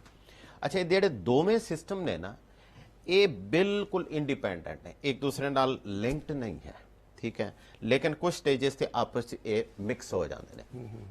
ਹੁਣ ਜਿਹੜਾ ਬਲੱਡ ਪ੍ਰੈਸ਼ਰ ਹੈ, ਇਹਨੂੰ ਜਿਹੜਾ ਸਿਸਟਮ ਕੰਟਰੋਲ ਕਰ ਰਿਹਾ ਉਹ ਆਟੋਨੋਮਿਕ ਨਰਵਸ ਸਿਸਟਮ ਹੈ, ਉਹ ਸਾਡੇ ਕੰਟਰੋਲ 'ਚ ਨਹੀਂ ਹੈ। ਉਹ ਹਾਰਟ ਬੀਟ ਨੂੰ ਵੀ ਉਹੀ ਕੰਟਰੋਲ ਕਰ ਰਿਹਾ, ਉਹ ਬਰੀਥਿੰਗ ਨੂੰ ਵੀ ਔਰ ਉਹ ਜਿਹੜਾ ਸਿਸਟਮ ਹੈ ਨਾ ਪੌਲ ਜੀ, ਉਹ ਫੀਡਬੈਕ ਤੇ ਚੱਲ ਰਿਹਾ ਹੈ। ਇੱਥੋਂ ਪ੍ਰੈਜ਼ੀਡੈਂਸ਼ੀਅਲ ਆਫਿਸ 'ਚ ਜਿਹੜਾ ਫੀਡਬੈਕ ਆਣਾ ਹੈ ਨਾ ਪੂਰੀ ਬਾਡੀ 'ਚੋਂ ਕਿ ਬਲੱਡ ਥਿਕ ਹੋ ਗਿਆ, ਔਰ ਕਿਡਨੀ ਤੋਂ ਫੀਡਬੈਕ ਆ ਰਿਹਾ ਕਿ ਬਲੱਡ ਘੱਟ ਆ ਰਿਹਾ। ਜੋ ਹੀ ਕਿਡਨੀ ਤੋਂ ਫੀਡਬੈਕ ਆਏਗਾ ਕਿ ਬ੍ਰੇਨ ਨੂੰ ਕਿ ਬਲੱਡ ਘੱਟ ਆ ਰਿਹਾ, ਪ੍ਰੈਸ਼ਰ ਵਧਾ ਦੇਗਾ ਬ੍ਰੇਨ, ਆਰਟਰੀਜ਼ ਨੂੰ ਸੁਕੇੜ ਦੇਗਾ, ਔਰ ਉਹਦੇ ਚੋਂ ਜਦੋਂ ਗੁਜ਼ਰੇਗਾ ਫਲੂਇਡ ਉਹਦੀ ਸਪੀਡ ਵੱਧ ਜਾਏਗੀ। ਬਜਾਏ ਇਹਦੇ ਕਿ ਅਸੀਂ ਦੇਖੀਏ ਕਿ ਐਸਾ ਕਿਉਂ ਹੋਇਆ, ਅਸੀਂ ਨਹੀਂ ਦੇਖਾਂਗੇ।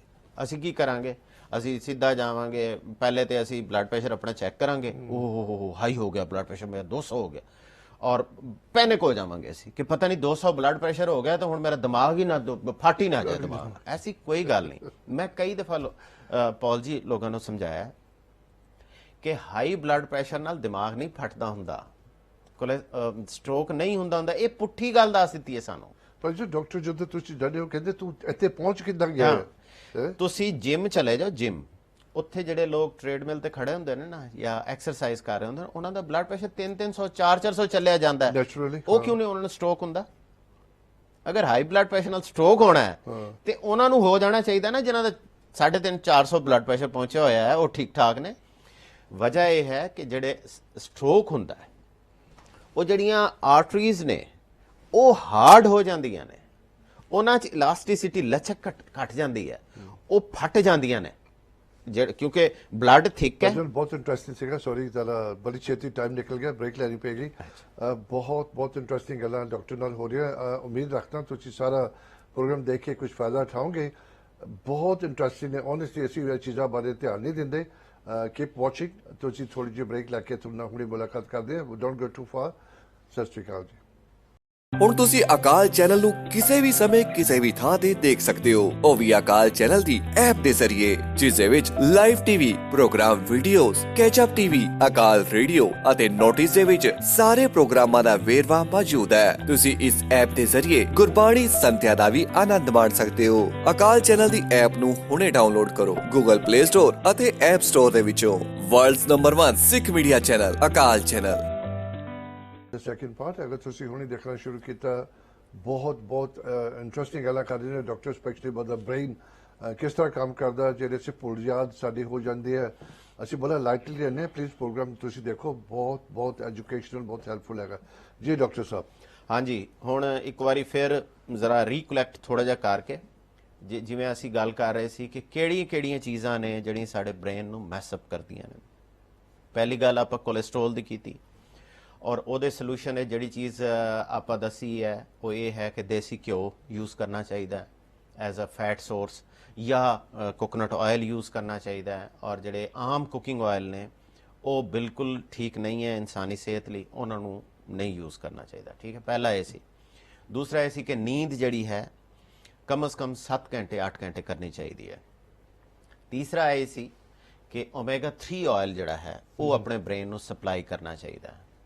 ਅੱਛਾ, ਚੌਥੀ ਜਿਹੜੀ ਬਹੁਤ ਜ਼ਰੂਰੀ ਔਰ ਇੰਪੋਰਟੈਂਟ ਚੀਜ਼ ਹੈ ਜਿਹੜੀ ਅਫੈਕਟ ਕਰਦੀ ਹੈ ਬ੍ਰੇਨ, ਬਲਕਿ ਅਸੀਂ ਦਰਮਿਆਨ 'ਚ ਬਲੱਡ ਪ੍ਰੈਸ਼ਰ ਦੀ ਵੀ ਗੱਲ ਕੀਤੀ ਹੈ ਕਿ ਬਲੱਡ ਪ੍ਰੈਸ਼ਰ ਲੋਇੰਗ ਪਿਲਸ ਜਿਹੜੀਆਂ ਨੇ ਉਹ ਵੀ ਬ੍ਰੇਨ ਨੂੰ ਅਫੈਕਟ ਕਰਦੀਆਂ ਨੇ, ਔਰ ਤੁਹਾਨੂੰ ਬਲੱਡ ਪ੍ਰੈਸ਼ਰ ਨੂੰ ਆਪਣੇ ਡਾਕਟਰ ਨਾਲ ਡਿਸਕਸ ਕਰਕੇ ਉਹਦੀ ਮੈਡੀਕੇਸ਼ਨ ਨੂੰ ਇੱਕ ਲਿਮਿਟ ਤੱਕ ਰੱਖਣਾ ਚਾਹੀਦਾ ਹੈ, ਵਰਨਾ ਉਹਦੀ ਵਜ੍ਹਾ ਨਾਲ ਬ੍ਰੇਨ ਡੈਮੇਜ ਹੁੰਦਾ ਹੈ। ਕਿਉਂਕਿ ਬ੍ਰੇਨ ਨੂੰ ਐਨਰਜੀ ਬਹੁਤ ਚਾਹੀਦੀ ਹੈ, ਬ੍ਰੇਨ ਦੇ ਵਿੱਚ ਬਹੁਤ ਸਟਰੋਂਗ ਬਲੱਡ ਸਪਲਾਈ ਹੁੰਦੀ ਹੈ ਹਰ ਵਕਤ।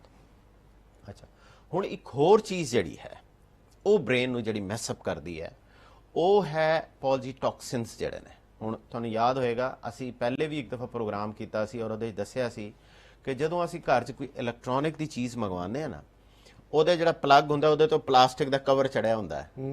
ਜਦੋਂ ਤੱਕ ਅਸੀਂ ਉਹ ਪਲਾਸਟਿਕ ਦਾ ਕਵਰ ਉਤਾਰ ਕੇ ਉਹਨੂੰ ਪਲੱਗ ਇਨ ਨਹੀਂ ਕਰਾਂਗੇ ਉਹ ਇਕਵਿਪਮੈਂਟ ਨਹੀਂ ਚੱਲ ਸਕਦਾ। ਉਹ ਪ੍ਰੋਟੈਕਸ਼ਨ ਹੁੰਦੀ ਹੈ, ਉਹ ਕਨੈਕਟ ਨਹੀਂ ਹੋਣ ਦਿੰਦਾ ਇਲੈਕਟ੍ਰਿਕ ਕਰੰਟ ਨਾਲ।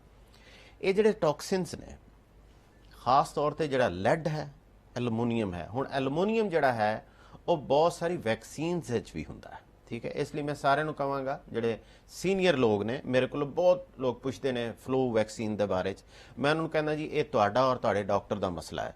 ਤੁਸੀਂ ਫਲੂ ਵੈਕਸੀਨ ਲਗਵਾਉਣੀ ਹੈ, ਫਲੂ ਸ਼ਾਟ ਲਗਵਾਉਣਾ ਹੈ, ਨਹੀਂ ਲਗਵਾਉਣਾ, ਤੁਸੀਂ ਆਪਣੇ ਡਾਕਟਰ ਨਾਲ ਡਿਸਕਸ ਕਰੋ, ਮੇਰਾ ਇਹਦੇ 'ਚ ਕੋਈ ਅਮਲ ਦਖਲ ਨਹੀਂ ਹੈ।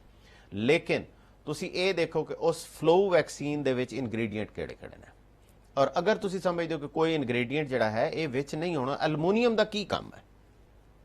ਐਲੂਮੀਨੀਅਮ ਇੱਕ ਨੋਨ ਨਿਊਰੋਟੌਕਸਿਨ ਹੈ, ਖੌਫਨਾਕ ਨਿਊਰੋਟੌਕਸਿਨ ਹੈ, ਡੈਮੇਜ ਕਰਦਾ ਬ੍ਰੇਨ ਨੂੰ।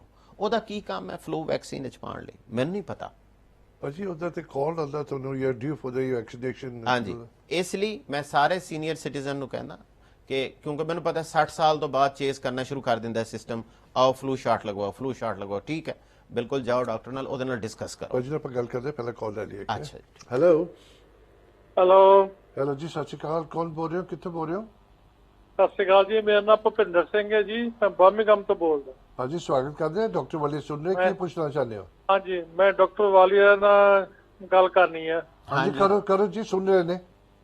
ਹੈਲੋ ਡਾਕਟਰ ਸਾਹਿਬ, ਮੈਂ ਭੁਪਿੰਦਰ ਸਿੰਘ ਬੋਲਦਾ ਬਰਮਿੰਘਮ ਤੋਂ। ਸਤਿ ਸ੍ਰੀ ਅਕਾਲ ਜੀ। ਤੇ ਸਤਿ ਸ਼੍ਰੀ ਅਕਾਲ ਜੀ। ਮੈਂ ਤੁਹਾਡੀ ਦਵਾਈ ਮਤਲਬ ਲੈ ਰਿਹਾ 1 ਮਹੀਨੇ ਤੋਂ। ਠੀਕ ਹੈ।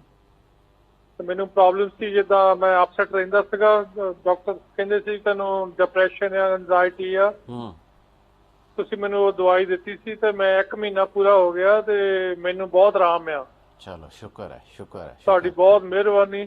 ਸੋਹਣੇ ਰੱਬ ਦੀ ਮਿਹਰਬਾਨੀ ਕਰਨੀ ਹੈ, ਮੇਰੀ ਤੇ ਰੱਬ ਕੋਈ ਜੀ ਮੈਨੂੰ ਤੁਹਾਡੇ ਵਿੱਚ ਹੀ ਰੱਬ ਦੱਸਦਾ। ਕੀ ਬਾਤ ਹੈ, ਕੀ ਬਾਤ ਹੈ। ਇਸ ਕਰਕੇ ਮੈਂ ਬਹੁਤ ਅਪਸੈਟ ਸੀਗਾ, ਬਹੁਤ ਸੋਚਦਾ ਨਹੀਂ ਸੀ ਮੈਂ ਮੁੜ ਕੇ ਆਉਂਗਾ।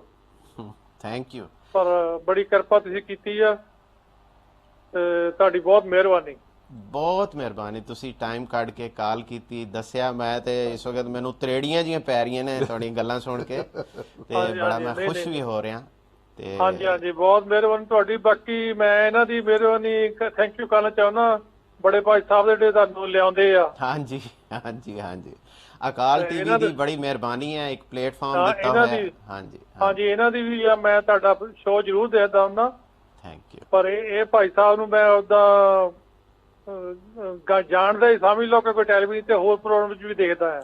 ਥੈਂਕ ਯੂ ਭਾਜੀ, ਥੈਂਕ ਯੂ ਤੁਹਾਡੀ ਬਹੁਤ। ਇਸੇ ਤਰ੍ਹਾਂ ਤੁਸੀਂ ਵੀ ਤੁਹਾਡੇ ਤੇ ਵੀ ਰੱਬ ਦੀ ਬਹੁਤ ਮਿਹਰ, ਰੱਬ ਤੁਹਾਡਾ ਕਿਰਪਾ ਕਰੇ ਤੁਹਾਡੇ ਤੇ। ਤੁਸੀਂ ਜਿੱਦਾਂ ਇਹਨਾਂ ਡਾਕਟਰ ਸਾਹਿਬ ਨੂੰ ਲਿਆਂਦਾ ਤੇ ਇੰਨੀ ਸੋਹਣੀ ਤੁਸੀਂ ਗੱਲਬਾਤ ਕਰਦੇ ਆ, ਬੜਾ ਸਮਝ ਪੈਂਦਾ ਸਭ ਕੁਝ। ਭਾਜੀ ਅਕਾਲ ਚੈਨਲ ਤੇ ਹਮੇਸ਼ਾ ਸਾਡੀ ਕੋਸ਼ਿਸ਼ ਹੁੰਦੀ ਕਿ ਏਦਾਂ ਦੇ ਪ੍ਰੋਗਰਾਮ ਲੈ ਕੇ ਜਿੱਥੇ ਤੁਹਾਡਾ ਫਾਇਦਾ ਹੋ ਸਕੇ ਕਿਸੇ ਨਾ ਕਿਸੇ ਤਰੀਕੇ ਨਾਲ। ਮੈਂ ਤੁਹਾਡੀ ਵੀ ਗੱਲਬਾਤ ਨੂੰ ਮੈਂ ਬਹੁਤ ਲਾਈਕ ਕਰਦਾ ਆ। ਥੈਂਕ ਯੂ ਮੇਰੇ ਭਰਾ, ਥੈਂਕ ਯੂ। ਬੜਾ ਹੌਸਲਾ ਹੁੰਦਾ ਤੁਹਾਡੀ ਗੱਲਬਾਤ ਸੁਣ ਕੇ। ਹਮੇਸ਼ਾ ਫੀਡਬੈਕ ਦਿਆ ਕਰੋ, ਹਮੇਸ਼ਾ ਅਕਾਲ ਚੈਨਲ ਨੂੰ ਸਪੋਰਟ ਕਰੋ, ਬਹੁਤ ਅੱਛਾ ਲੱਗਦਾ ਭਾਜੀ। Thank you very much. ਬਹੁਤ ਮਿਹਰਬਾਨੀ, ਤੁਸੀਂ ਖੁਸ਼ ਹੋ, ਅਸੀਂ ਵੀ ਖੁਸ਼ ਹਾਂ ਇਸ ਚੀਜ਼ ਤੋਂ। ਭਾਜੀ ਦੇਖੋ ਬੜੀ ਕੋਸ਼ਿਸ਼ ਕਰੀਦੀ ਹੈ, ਅਕਾਲ ਚੈਨਲ ਅਸੀਂ ਰਿਪਰੈਜ਼ੈਂਟ ਕਰਦੇ ਹਾਂ, ਤੁਸੀਂ ਨਾਲ ਬੈਠਦੇ ਹੋ, ਹੁਣ ਅਸੀਂ ਜਿਹੜੀ ਤੁਹਾਨੂੰ ਦੁਆ ਮਿਲਦੀ ਹੈ ਇਹ ਤੇ ਤੁਸੀਂ ਖਰੀਦ ਨਹੀਂ ਸਕਦੇ। ਇਹ ਹੁਣ ਜਦੋਂ ਭੁਪਿੰਦਰ ਸਾਹਿਬ ਗੱਲ ਕਰ ਰਹੇ ਸੀ ਨਾ ਤੇ ਮੈਨੂੰ ਇੰਜ ਤਰੇੜੀਆਂ ਜਿਹੀਆਂ ਮੇਰੀਆਂ ਜਿਸਮ ਤੇ ਕਿ ਇੱਕ ਬੰਦਾ ਜਦੋਂ ਇਸ ਲੈਵਲ ਤੇ ਚਲਾ ਜਾਂਦਾ ਕਿ ਮੈਂ ਹੁਣ ਕਦੇ ਠੀਕ ਹੋਣਾ ਹੀ ਨਹੀਂ ਹੈ, ਪਤਾ ਨਹੀਂ ਮੈਂ ਇਸ ਚੀਜ਼ ਚੋਂ ਨਿਕਲ ਵੀ ਸਕਦਾ। ਇਹ ਇਤਨੇ ਸਵੀਅਰ ਡਿਪਰੈਸ਼ਨ ਚ ਆ ਗਏ ਸੀ ਕਿ ਇਹ ਕਹਿੰਦੇ ਸੀ ਕਿ ਬਸ ਹੁਣ ਮੇਰੀ ਲਾਈਫ ਖਤਮ ਹੋ ਗਈ, ਮੇਰੇ 'ਚ ਕੋਈ ਲਾਈਫ ਨਹੀਂ ਹੈ, ਮੇਰੇ ਕੋਲ ਕੋਈ ਫਿਊਚਰ ਨਹੀਂ ਹੈ। ਲੇਕਿਨ 1 ਮਹੀਨੇ ਦੇ ਅੰਦਰ ਅੰਦਰ ਰੱਬ ਨੇ ਇਹਨਾਂ ਤੇ ਇਤਨਾ ਕਰਮ ਕੀਤਾ ਹੈ ਕਿ ਇਹ ਹੁਣ ਫਿਊਚਰ ਪਲੈਨਿੰਗ ਤੇ ਆ ਗਏ ਨੇ ਕਿ ਮੈਂ ਫਲਾਂ ਬਿਜ਼ਨਸ ਕਰਨਾ ਹੈ, ਮੈਂ ਫਲਾਂ ਕੰਮ ਕਰਨਾ ਹੈ। ਐਨਰਜੀ ਆ ਗਈ, ਹੱਸਦੇ ਨੇ, ਖੁਸ਼ ਹੁੰਦੇ ਨੇ, ਘਰ ਦੀ ਇਨਵਾਇਰਨਮੈਂਟ ਚੇਂਜ ਹੋ ਗਈ, ਇਰਦ ਗਿਰਦ ਦੀ, ਕਿਉਂਕਿ ਇੱਕ ਬੰਦਾ ਜਦੋਂ ਹੈਪੀ ਹੋ ਗਿਆ ਉਹਨੇ ਇਰਦ ਗਿਰਦ ਵਾਲਿਆਂ ਨੂੰ ਹੈਪੀ ਬਣਾ ਦੇਣਾ। ਬਸ ਮੈਨੂੰ ਤੁਹਾਡੀ ਇੱਕ ਗੱਲ ਬਹੁਤ ਅੱਛੀ ਲੱਗਦੀ ਹੈ, ਤੁਸੀਂ ਕਿਤੇ ਦਫਾ ਗੱਲ ਕਹਿੰਦੇ, ਲੇਕਿਨ ਮੈਂ ਹਰ ਗੱਲ ਤੁਹਾਡੀ ਅਬਜ਼ਰਵ ਕਰਦਾ, ਬੜੀ ਸਮਝ ਆ ਰਹੀ ਹੈ ਪ੍ਰੋਗਰਾਮ ਦੀ। ਹੁਣ 2-2.5 ਸਾਲ ਤੋਂ ਕਰ ਰਹੇ ਆਪਾਂ। ਤੁਸੀਂ ਕਿ ਜਿਹੜਾ ਬੰਦਾ ਥੱਕ ਗਿਆ, ਹਾਰ ਗਿਆ, ਡਾਕਟਰ ਨੇ ਲਾ ਕੀਤੀ ਨਾ, ਉਹ ਲੈ ਕੇ ਆਓ ਮੇਰੇ ਕੋਲ। ਹਾਂਜੀ ਬਿਲਕੁਲ, ਕਿਉਂਕਿ ਇਹ ਮੇਰਾ ਬਲੀਵ ਹੈ ਕਿ ਇੱਕ ਸਾਹ ਹੈ ਨਾ, ਇਹਦੇ 'ਚ ਬੜੀ ਤਾਕਤ ਹੈ, ਇਹ ਰੱਬ ਨੇ ਬਣਾਈ ਹੈ ਮਸ਼ੀਨ, ਇਹ ਅਸੀਂ ਨਹੀਂ ਬਣਾਈ, ਇਹ ਉਹਨੇ ਬਣਾਈ ਹੈ। ਰੱਬ ਨੇ ਇਹਦੇ 'ਚ ਬੜਾ ਕੁਝ ਰੱਖ ਕੇ ਭੇਜਿਆ, ਸਾਨੂੰ ਦੇ ਕੇ ਭੇਜਿਆ, ਇਹਦੀ ਸਿਰਫ ਕੇਅਰ ਕਰਨ ਦੀ ਅਸੀਂ ਕਦਰ ਨਹੀਂ ਕਰਦੇ ਨਹੀਂ ਕਰਦੇ, ਕਦਰ ਨਹੀਂ ਕਰਦੇ। ਪਰ ਜੋ ਬੜੀ ਵੱਡੀ ਗੱਲ ਹੈ, ਅਸੀਂ ਯਾਰੀ ਦੋਸਤੀ ਦੀ ਜਾਂ ਰਿਸ਼ਤੇਦਾਰੀ ਦੀ ਕੀ ਕਦਰ ਕਰਨੀ ਹੈ, ਅਸੀਂ ਖੁਦ ਆਪਣੇ ਸਿਸਟਮ ਦੇ ਨਹੀਂ ਕਰਦੇ। ਦੇਖੋ ਨਾ, ਹੁਣ ਜਿਵੇਂ ਆਪਾਂ ਹੁਣ ਗੱਲ ਕਰ ਰਹੇ ਹਾਂ, ਦਰਮਿਆਨ 'ਚ ਕਾਲ ਆ ਗਈ ਸੀ ਕਿ ਵੈਕਸੀਨ ਜਿਹੜੀ ਹੈ ਤੁਸੀਂ ਬੇਸ਼ੱਕ ਲਗਵਾਓ, ਸਾਨੂੰ ਕੋਈ ਇਤਰਾਜ਼ ਨਹੀਂ, ਲੇਕਿਨ ਆਪਣੇ ਡਾਕਟਰ ਨਾਲ ਡਿਸਕਸ਼ਨ ਕਰੋ। ਹੋ ਸਕਦਾ ਹੈ ਉਹ ਵੈਕਸੀਨ ਵਾਲੀਆਂ ਕੰਪਨੀਆਂ ਐਲੂਮੀਨੀਅਮ ਦੀ ਜਗ੍ਹਾ ਕੋਈ ਹੋਰ ਚੀਜ਼ ਪਾਣੀ ਸ਼ੁਰੂ ਕਰ ਦੇਣ, ਗੱਲ ਕਰਨ 'ਚ ਕੋਈ ਹਰਜ ਨਹੀਂ। ਅਗਰ ਅਸੀਂ ਬ੍ਰੇਨ ਨੂੰ ਐਲੂਮੀਨੀਅਮ ਔਰ ਲੈਡ ਔਰ ਮਰਕਰੀ ਦੀ ਟੌਕਸਿਸਿਟੀ ਤੋਂ ਨਹੀਂ ਬਚਾਵਾਂਗੇ ਤੇ ਸਾਨੂੰ ਡਿਮੈਂਸ਼ੀਆ ਦਾ ਇਸ ਤਰ੍ਹਾਂ ਦੇ ਸਿੰਪਟਮ ਆਉਣੇ ਸ਼ੁਰੂ ਹੋ ਜਾਣਗੇ। ਮੇਰੇ ਕੋਲ ਹੁਣ ਅਕਸਰ ਲੋਕ ਜਦੋਂ ਆਉਂਦੇ ਨੇ ਨਾ, ਇਹ ਹੁਣ ਜਿਵੇਂ ਐਂਗਜ਼ਾਇਟੀ ਸੀ, ਇਹਨਾਂ ਨੂੰ ਐਂਗਜ਼ਾਇਟੀ ਵੀ ਹੋ ਜਾਂਦੀ ਹੁੰਦੀ ਹੈ ਅਗਰ ਤੁਹਾਡੇ ਬ੍ਰੇਨ ਵਿੱਚ ਬਹੁਤ ਜ਼ਿਆਦਾ ਟੌਕਸਿਕ ਲੋਡ ਆ ਜਾਏ, ਤੁਹਾਡਾ ਬ੍ਰੇਨ ਓਵਰਡਰਾਈਵ ਤੇ ਚਲਾ ਜਾਂਦਾ ਹੈ, ਕਿਉਂਕਿ ਦੋ ਨਿਊਰੋਨ ਨੇ ਜਦੋਂ ਆਪਸ ਵਿੱਚ ਗੱਲ ਕਰਨੀ ਹੈ ਔਰ ਦਰਮਿਆਨ 'ਚ ਆ ਗਈ ਰੁਕਾਵਟ, ਉਹ ਆਪਸ ਵਿੱਚ ਗੱਲ ਨਹੀਂ ਕਰ ਪਾ ਰਹੇ, ਉਹ ਕਮਿਊਨੀਕੇਸ਼ਨ ਹੀ ਨਹੀਂ ਕਰ ਪਾ ਰਹੇ, ਸਿਸਟਮ ਡਿਸਟਰਬ ਹੋ ਜਾਂਦਾ ਹੈ, ਐਂਗਜ਼ਾਇਟੀ ਆ ਜਾਂਦੀ ਹੈ ਕਿਉਂਕਿ ਬ੍ਰੇਨ ਆਪਸ ਵਿੱਚ ਕਮਿਊਨੀਕੇਟ ਨਹੀਂ ਕਰ ਪਾ ਰਿਹਾ, ਅਪਸੈਟ ਹੋ ਜਾਂਦਾ ਬ੍ਰੇਨ, ਉਹਨੂੰ ਸਮਝ ਨਹੀਂ ਆਉਂਦੀ ਮੈਂ ਫੰਕਸ਼ਨ ਕਿਵੇਂ ਕਰਨਾ ਹੈ। ਜਿਵੇਂ ਉਹ ਹੈਡਲੈਸ ਚਿਕਨ ਬਣ ਜਾਂਦੀ ਹੈ ਚੀਜ਼, ਇੱਕ ਗਰਦਨ ਕੱਢ ਲਿਓ ਤਾਂ ਉਹਨੂੰ ਸਮਝ ਨਹੀਂ ਕਿੱਧਰ ਦੌੜਨਾ, ਬ੍ਰੇਨ ਫਿਰ ਇਸ ਤਰ੍ਹਾਂ ਹੋ ਜਾਂਦਾ ਕਿਉਂਕਿ ਉਹ ਕਨੈਕਸ਼ਨ ਕਰਪਟ ਹੋ ਜਾਂਦੇ ਨੇ। ਇਸ ਲਈ ਮੈਂ ਹਰ ਕਿਸੇ ਨੂੰ ਕਹਿੰਦਾ ਹੁੰਦਾ ਕਿ ਆਪਣੀ ਬੋਡੀ ਨੂੰ ਡੀਟੌਕਸ ਕਰਨਾ ਚਾਹੀਦਾ, ਬ੍ਰੇਨ ਨੂੰ ਡੀਟੌਕਸ ਕਰੋ, ਤਾਂ ਕਿ ਅਗਰ ਇਨ ਪਾਸਟ ਤੁਹਾਡੀ ਬੋਡੀ 'ਚ ਐਲੂਮੀਨੀਅਮ ਚਲਾ ਗਿਆ, ਮਰਕਰੀ ਚਲੀ ਗਈ ਹੈ, ਲੈਡ ਚਲਾ ਗਿਆ, ਬਹੁਤ ਸਾਰੇ ਸਪਰੇ ਵਾਲੇ ਟੌਕਸਿਨਸ ਨੇ, ਪਰਫਿਊਮ ਨੇ, ਕਰੀਮਾਂ ਨੇ, ਪਤਾ ਨਹੀਂ ਕਿੰਨੀਆਂ ਚੀਜ਼ਾਂ ਨੇ, ਉਹ ਐਕਿਊਮੂਲੇਟ ਹੋਈਆਂ ਨੇ, ਬ੍ਰੇਨ ਨੂੰ ਉਹਨਾਂ ਨੇ ਡੈਮੇਜ ਕੀਤਾ। ਪਰ ਜੀ ਇੱਕ ਬੜੀ ਜ਼ਰੂਰੀ ਗੱਲ ਹੈ, ਚਲੋ ਮੈਂ ਟੌਪਿਕ ਤੋਂ ਬਾਹਰ ਨਹੀਂ ਜਾ ਰਿਹਾ, ਜਦੋਂ ਅਸੀਂ ਪਹਿਲਾਂ ਕੰਟਰੀ 'ਚ ਆਏ ਹਾਂ 80-90 ਸਾਲ 100 ਸਾਲ ਹੋ ਗਿਆ ਤਕਰੀਬਨ, ਚਲੋ ਮਜਬੂਰੀਆਂ ਸੀਗੀਆਂ, ਤੁਸੀਂ ਸੈਟਲ ਹੋਣਾ ਸੀ, ਨੌਲੇਜ ਨਹੀਂ ਸੀਗੀ, ਐਜੂਕੇਸ਼ਨ ਨਹੀਂ ਸੀਗੀ, ਮਕਾਨ ਲੈਣੇ, ਨੌਕਰੀਆਂ ਲੈਣੀਆਂ ਨੇ, ਹੁਣ ਤੇ ਅਸੀਂ ਵੈਲ ਸੈਟਲਡ ਹੈਗੇ। ਅਗਰ ਤੁਸੀਂ ਹੁਣ ਆਪਣੇ ਜਿਸਮ ਨੂੰ ਧਿਆਨ ਨਹੀਂ ਦਿਓਗੇ ਤੇ ਕਿਹੜੇ ਟਾਈਮ ਤੇ ਦੇ ਸਕਦੇ? ਬਸ ਇਹੀ ਤੇ ਮੁਸੀਬਤ ਹੈ, ਇਹੀ ਤੇ ਮੁਸੀਬਤ ਹੈ ਪੌਲ ਜੀ। ਲੇਕਿਨ ਇਹਦੇ ਵਿੱਚ ਇੱਕ ਚੀਜ਼ ਹੋਰ ਵੀ ਹੈ, ਮੈਂ ਤੁਹਾਨੂੰ ਇੱਕ ਚੀਜ਼ ਮੈਂ ਖੁਦ ਅਬਜ਼ਰਵ ਕੀਤੀ ਹੈ, ਬਹੁਤ ਸਾਰੇ ਲੋਕ ਮੇਰੇ ਕੋਲ ਆਉਂਦੇ ਨੇ, ਬਹੁਤ ਸਾਰੇ ਲੋਕ ਜਿਹੜੇ ਨੇ ਅੱਜ ਕੱਲ ਖਾਸ ਤੌਰ ਤੇ ਉਹ ਬੜੇ ਹੈਲਥ ਕੌਨਸ਼ੀਅਸ ਹੁੰਦੇ ਜਾ ਰਹੇ ਨੇ, ਡਰ ਗਏ ਨੇ ਲੋਕ, ਉਹਨਾਂ ਨੇ ਇਰਦ ਗਿਰਦ ਜਦੋਂ ਦੇਖਿਆ, ਹੁਣ ਉਹਨਾਂ ਦਾ ਖਾਸ ਤੌਰ ਤੇ ਜਿਹੜੇ 60 ਤੋਂ ਉੱਪਰ ਦੇ ਲੋਕ ਨੇ, ਉਹਨਾਂ ਦਾ ਪ੍ਰਾਈਮ ਟਾਰਗੇਟ ਹਰ ਵਕਤ ਇਹ ਹੁੰਦਾ ਹੈਲਥ। ਪ੍ਰੋਬਲਮ ਇਹ ਗਾਈਡ ਨਹੀਂ ਕੀਤਾ ਜਾਂਦਾ ਪ੍ਰੋਪਰਲੀ। ਪਰ ਜੀ ਹੈਲਥ ਕਰਦੇ ਨੇ, ਪਰ ਆਮ ਸੌਰੀ ਟੂ ਸੇ ਹਾਲੇ ਵੀ ਅਸੀਂ ਉਹ ਜਿਹੜੀ ਐਵਰੇਜ ਰੀਡਿੰਗ ਰੱਖੀ ਉਹਦੇ ਤੇ ਵੀ ਬੜਾ ਖਿਆਲ ਕਰਦੇ। ਹਾਂਜੀ ਉਹਦੇ ਤੇ ਨਹੀਂ। ਦੇਖੋ ਕੁਝ ਚੀਜ਼ਾਂ ਜਿਹੜੀਆਂ ਨੇ ਪੌਲ ਜੀ ਬੜੀਆਂ ਈਜ਼ੀ ਟੂ ਫਾਲੋ ਨੇ, ਬੜੀਆਂ ਈਜ਼ੀ ਟੂ ਫਾਲੋ ਨੇ। ਮਸਲਨ ਹੁਣ ਮੈਂ ਪਹਿਲੇ ਵੀ ਕਿਹਾ ਸੀ ਕਿ ਜਾਂ ਪੈਸੇ ਇਲਾਜ ਤੇ ਲਾ ਦਿਓ, ਡਾਕਟਰਾਂ ਤੇ ਲਾ ਦਿਓ ਔਰ ਤਕਲੀਫਾਂ ਚਲੇ ਜਾਓ, ਜਾਂ ਉਹੀ ਪੈਸੇ ਜਾਂ ਉਹਦੇ ਤੋਂ ਵੀ ਬਹੁਤ ਘੱਟ ਪੈਸੇ ਚੰਗੀ ਖੁਰਾਕ ਖਾਣ ਤੇ ਲਾ ਦਿਓ ਨਾ। ਕੀ ਬਾਤ ਹੈ, ਠੀਕ ਹੈ ਨਾ ਪੌਲ ਜੀ। ਅਗਰ ਤੁਸੀਂ ਆਪਣੀ ਬਾਡੀ ਦੇ ਵਿੱਚ ਪ੍ਰੋਪਰ ਦੇਖੋ ਨਾ, ਇਹ ਦੋ ਡਸਟਬਿਨ ਰੱਖਦੀ ਹੈ ਨਾਲ, ਇੱਕ ਵਿੱਚ ਗੰਦ ਪਾਈ ਜਾਈਏ, ਇੱਕ ਵਿੱਚ ਫੁੱਲ ਪਾਈ ਜਾਈਏ, ਤੇ ਫੁੱਲ ਵਾਲੇ ਚ ਖੁਸ਼ਬੂ ਹੀ ਨਿਕਲੇਣੀ, ਗੰਦ ਵਾਲੇ ਚ ਬਦਬੂ ਹੀ ਨਿਕਲੇਗੀ। ਠੀਕ ਹੈ ਨਾ, ਸਿੰਪਲ ਚੀਜ਼ ਹੈ। ਜਿਹੜੀ ਚੀਜ਼ ਅੰਦਰ ਲੈ ਕੇ ਜਾ ਰਹੇ ਹੋ ਉਹਦੇ ਮੁਤਾਬਿਕ ਰਿਫਲੈਕਟ ਹੋਏਗੀ। ਉਹ ਕਹਿੰਦੇ ਨੇ you are what you eat, ਜੋ ਖਾ ਰਹੇ ਹੋ ਉਹੀ ਹੋ ਤੁਸੀਂ। ਇਹਦੇ ਲਈ ਮੈਂ ਇਨਕਰੇਜ ਕਰਦਾ ਸਾਰਿਆਂ ਨੂੰ, ਔਰ ਮੈਂ ਆਪਣੇ ਵੱਲੋਂ ਜਿੰਨੀ ਟਰਾਈ ਹੋ ਸਕਦੀ ਹੈ ਇਨਕਰੇਜ ਕਰਨ ਲਈ ਉਹ ਅਸੀਂ ਕਰ ਰਹੇ ਹਾਂ ਕਿ ਆਰਗੈਨਿਕ ਖਾਓ, ਆਰਗੈਨਿਕ ਖਾਓ। ਮੈਂ ਸਮਝ ਲਓ ਕਿ ਇਤਨਾ ਜ਼ਿਆਦਾ ਮੇਰੇ ਕੋਲ ਟਾਈਮ ਦਾ ਮਸਲਾ ਹੈ, ਉਹਦੇ ਬਾਵਜੂਦ ਮੈਂ ਕੋਸ਼ਿਸ਼ ਕੀਤੀ ਕਿ ਜਿਹੜੇ ਮੇਰੇ ਸਪੇਨ ਫਾਰਮ ਤੋਂ ਆਰਗੈਨਿਕ ਕ੍ਰੌਪਸ ਨੇ, ਜਿਹੜੇ 100 200 400 ਬੰਦੇ ਨੂੰ ਅਸੀਂ ਦੇ ਸਕਦੇ ਉਹਨਾਂ ਨੂੰ ਦਈਏ, ਬਾਕੀ ਲੋਕ ਆਪਣੀ ਲੱਭਣ ਹੋਰ ਬਣਾਉਣੇ ਸ਼ੁਰੂ ਕਰਨ। ਤੁਸੀਂ ਆਪਣੀ ਖੁਰਾਕ ਦੀ ਗੱਲ ਕਰਦੇ ਸੀ, ਅੱਛੀ ਖਾਣੀ ਚਾਹੀਦੀ, ਆਪਾਂ ਇੱਥੇ ਹੁਣ ਮੁੱਦਾ ਸ਼ੁਰੂ ਕਰ ਲੈਂਦੇ ਹਾਂ ਤੇ ਉਹਦੇ ਬਾਰੇ ਥੋੜਾ ਦੱਸੋ ਕਿ ਬੜੀ ਦੇਰ ਦੇ ਤੁਸੀਂ ਕਹਿ ਰਹੇ ਹੋ ਕਿ ਸਪਲਾਈ ਹੋਏਗੀ, ਕੀ ਕਿੱਥੇ ਪਹੁੰਚੇ ਉਹਦੇ ਨਾਲ? ਉਹ ਸਰ ਨੈਕਸਟ ਵੀਕ ਤੋਂ ਅਸੀਂ ਬਾਕਾਇਦਾ ਦੇਣੀ ਸ਼ੁਰੂ ਕਰ ਰਹੇ ਹਾਂ, ਅਸੀਂ ਉਹ ਨੋਟ ਡਾਊਨ ਕਰ ਲਿਆ। ਬੜੀ ਇਨਕੁਆਇਰੀ ਵੀ ਆਈ ਨਾ, ਇਨਕੁਆਇਰੀਆਂ ਆਈਆਂ ਨੇ। ਹਾਂਜੀ, ਮਜ਼ੀਦ ਵੀ ਅਸੀਂ ਲਿਸਟਿੰਗ ਬਣਾ ਰਹੇ ਹਾਂ, ਹਲੇ ਵੀ ਸਾਡੇ ਕੋਲ ਸਲੋਟ ਅਵੇਲੇਬਲ ਨੇ ਜਿਹੜੇ ਡਿਲੀਵਰੀਜ਼। ਮਸਲਨ ਸਾਡੇ ਕੋਲ ਇਹ ਨਹੀਂ ਹੈ ਕਿ ਸਿਰਫ ਫਰੈਸ਼ ਵੈਜੀਟੇਬਲਸ ਨੇ, ਮੈਂ ਲੋਕਾਂ ਨੂੰ ਹੁਣ ਮਸਲਨ ਇੱਕ ਕਾਲੇ ਸਿਆਹ ਕਿਸਮ ਦੇ ਨਾ ਚਨੇ, ਅਸੀਂ ਇੱਕ ਉਹ ਇਹੋ ਜਿਹੀ ਨਸਲ ਹੈ ਕਿ ਜਿਹੜੀ ਸ਼ਾਇਦ ਇੰਡੀਆ 'ਚ ਵੀ ਨਹੀਂ ਹੈ, ਉਹ ਪਾਕਿਸਤਾਨ ਦੇ ਇੱਕ ਖਾਸ ਇਲਾਕੇ ਤੋਂ ਅਸੀਂ ਮੰਗਵਾਈ ਹੈ ਪਾਲ ਜੀ। ਉਹ ਚਨੇ ਜਦੋਂ ਬਣਾ, ਜਿਵੇਂ ਤੁਸੀਂ ਪਗੜੀ ਪਾਈ ਹੋਈ ਨਾ ਇਸ ਤਰ੍ਹਾਂ ਦੇ ਬਲੈਕ ਨੇ, ਉਹ ਜਦੋਂ ਪਕਾਏ ਨਾ ਮਿਸਿਸ ਨੇ ਅੱਜ ਤੋਂ ਕੋਈ 2 ਹਫ਼ਤੇ ਪਹਿਲੇ, ਉਹ ਜਦੋਂ ਅਸੀਂ ਖਾ ਰਹੇ ਸੀ ਤੇ ਯਕੀਨ ਕਰੋ ਬਿਲਕੁਲ ਉਹਨਾਂ ਦੀ ਖੁਸ਼ਬੂ, ਸਮੈਲ ਔਰ ਟੇਸਟ ਐਸੀ ਜਿਵੇਂ ਮੀਟ ਖਾ ਰਹੇ। ਇਤਨੇ ਹਾਈ ਨੇ ਉਹ ਪ੍ਰੋਟੀਨ ਵਿੱਚ। ਹੁਣ ਜਿਹੜੇ ਵੈਜੀਟੇਰੀਅਨ ਨੇ ਉਹਨਾਂ ਨੂੰ ਮੈਂ ਕਹਿੰਦਾ ਕਿ ਅਗਰ ਤੁਸੀਂ ਇਹੋ ਜਿਹੇ ਚਨੇ ਖਾਓ ਤੁਹਾਨੂੰ ਮੀਟ ਖਾਣ ਦੀ ਜ਼ਰੂਰਤ ਹੀ ਨਹੀਂ।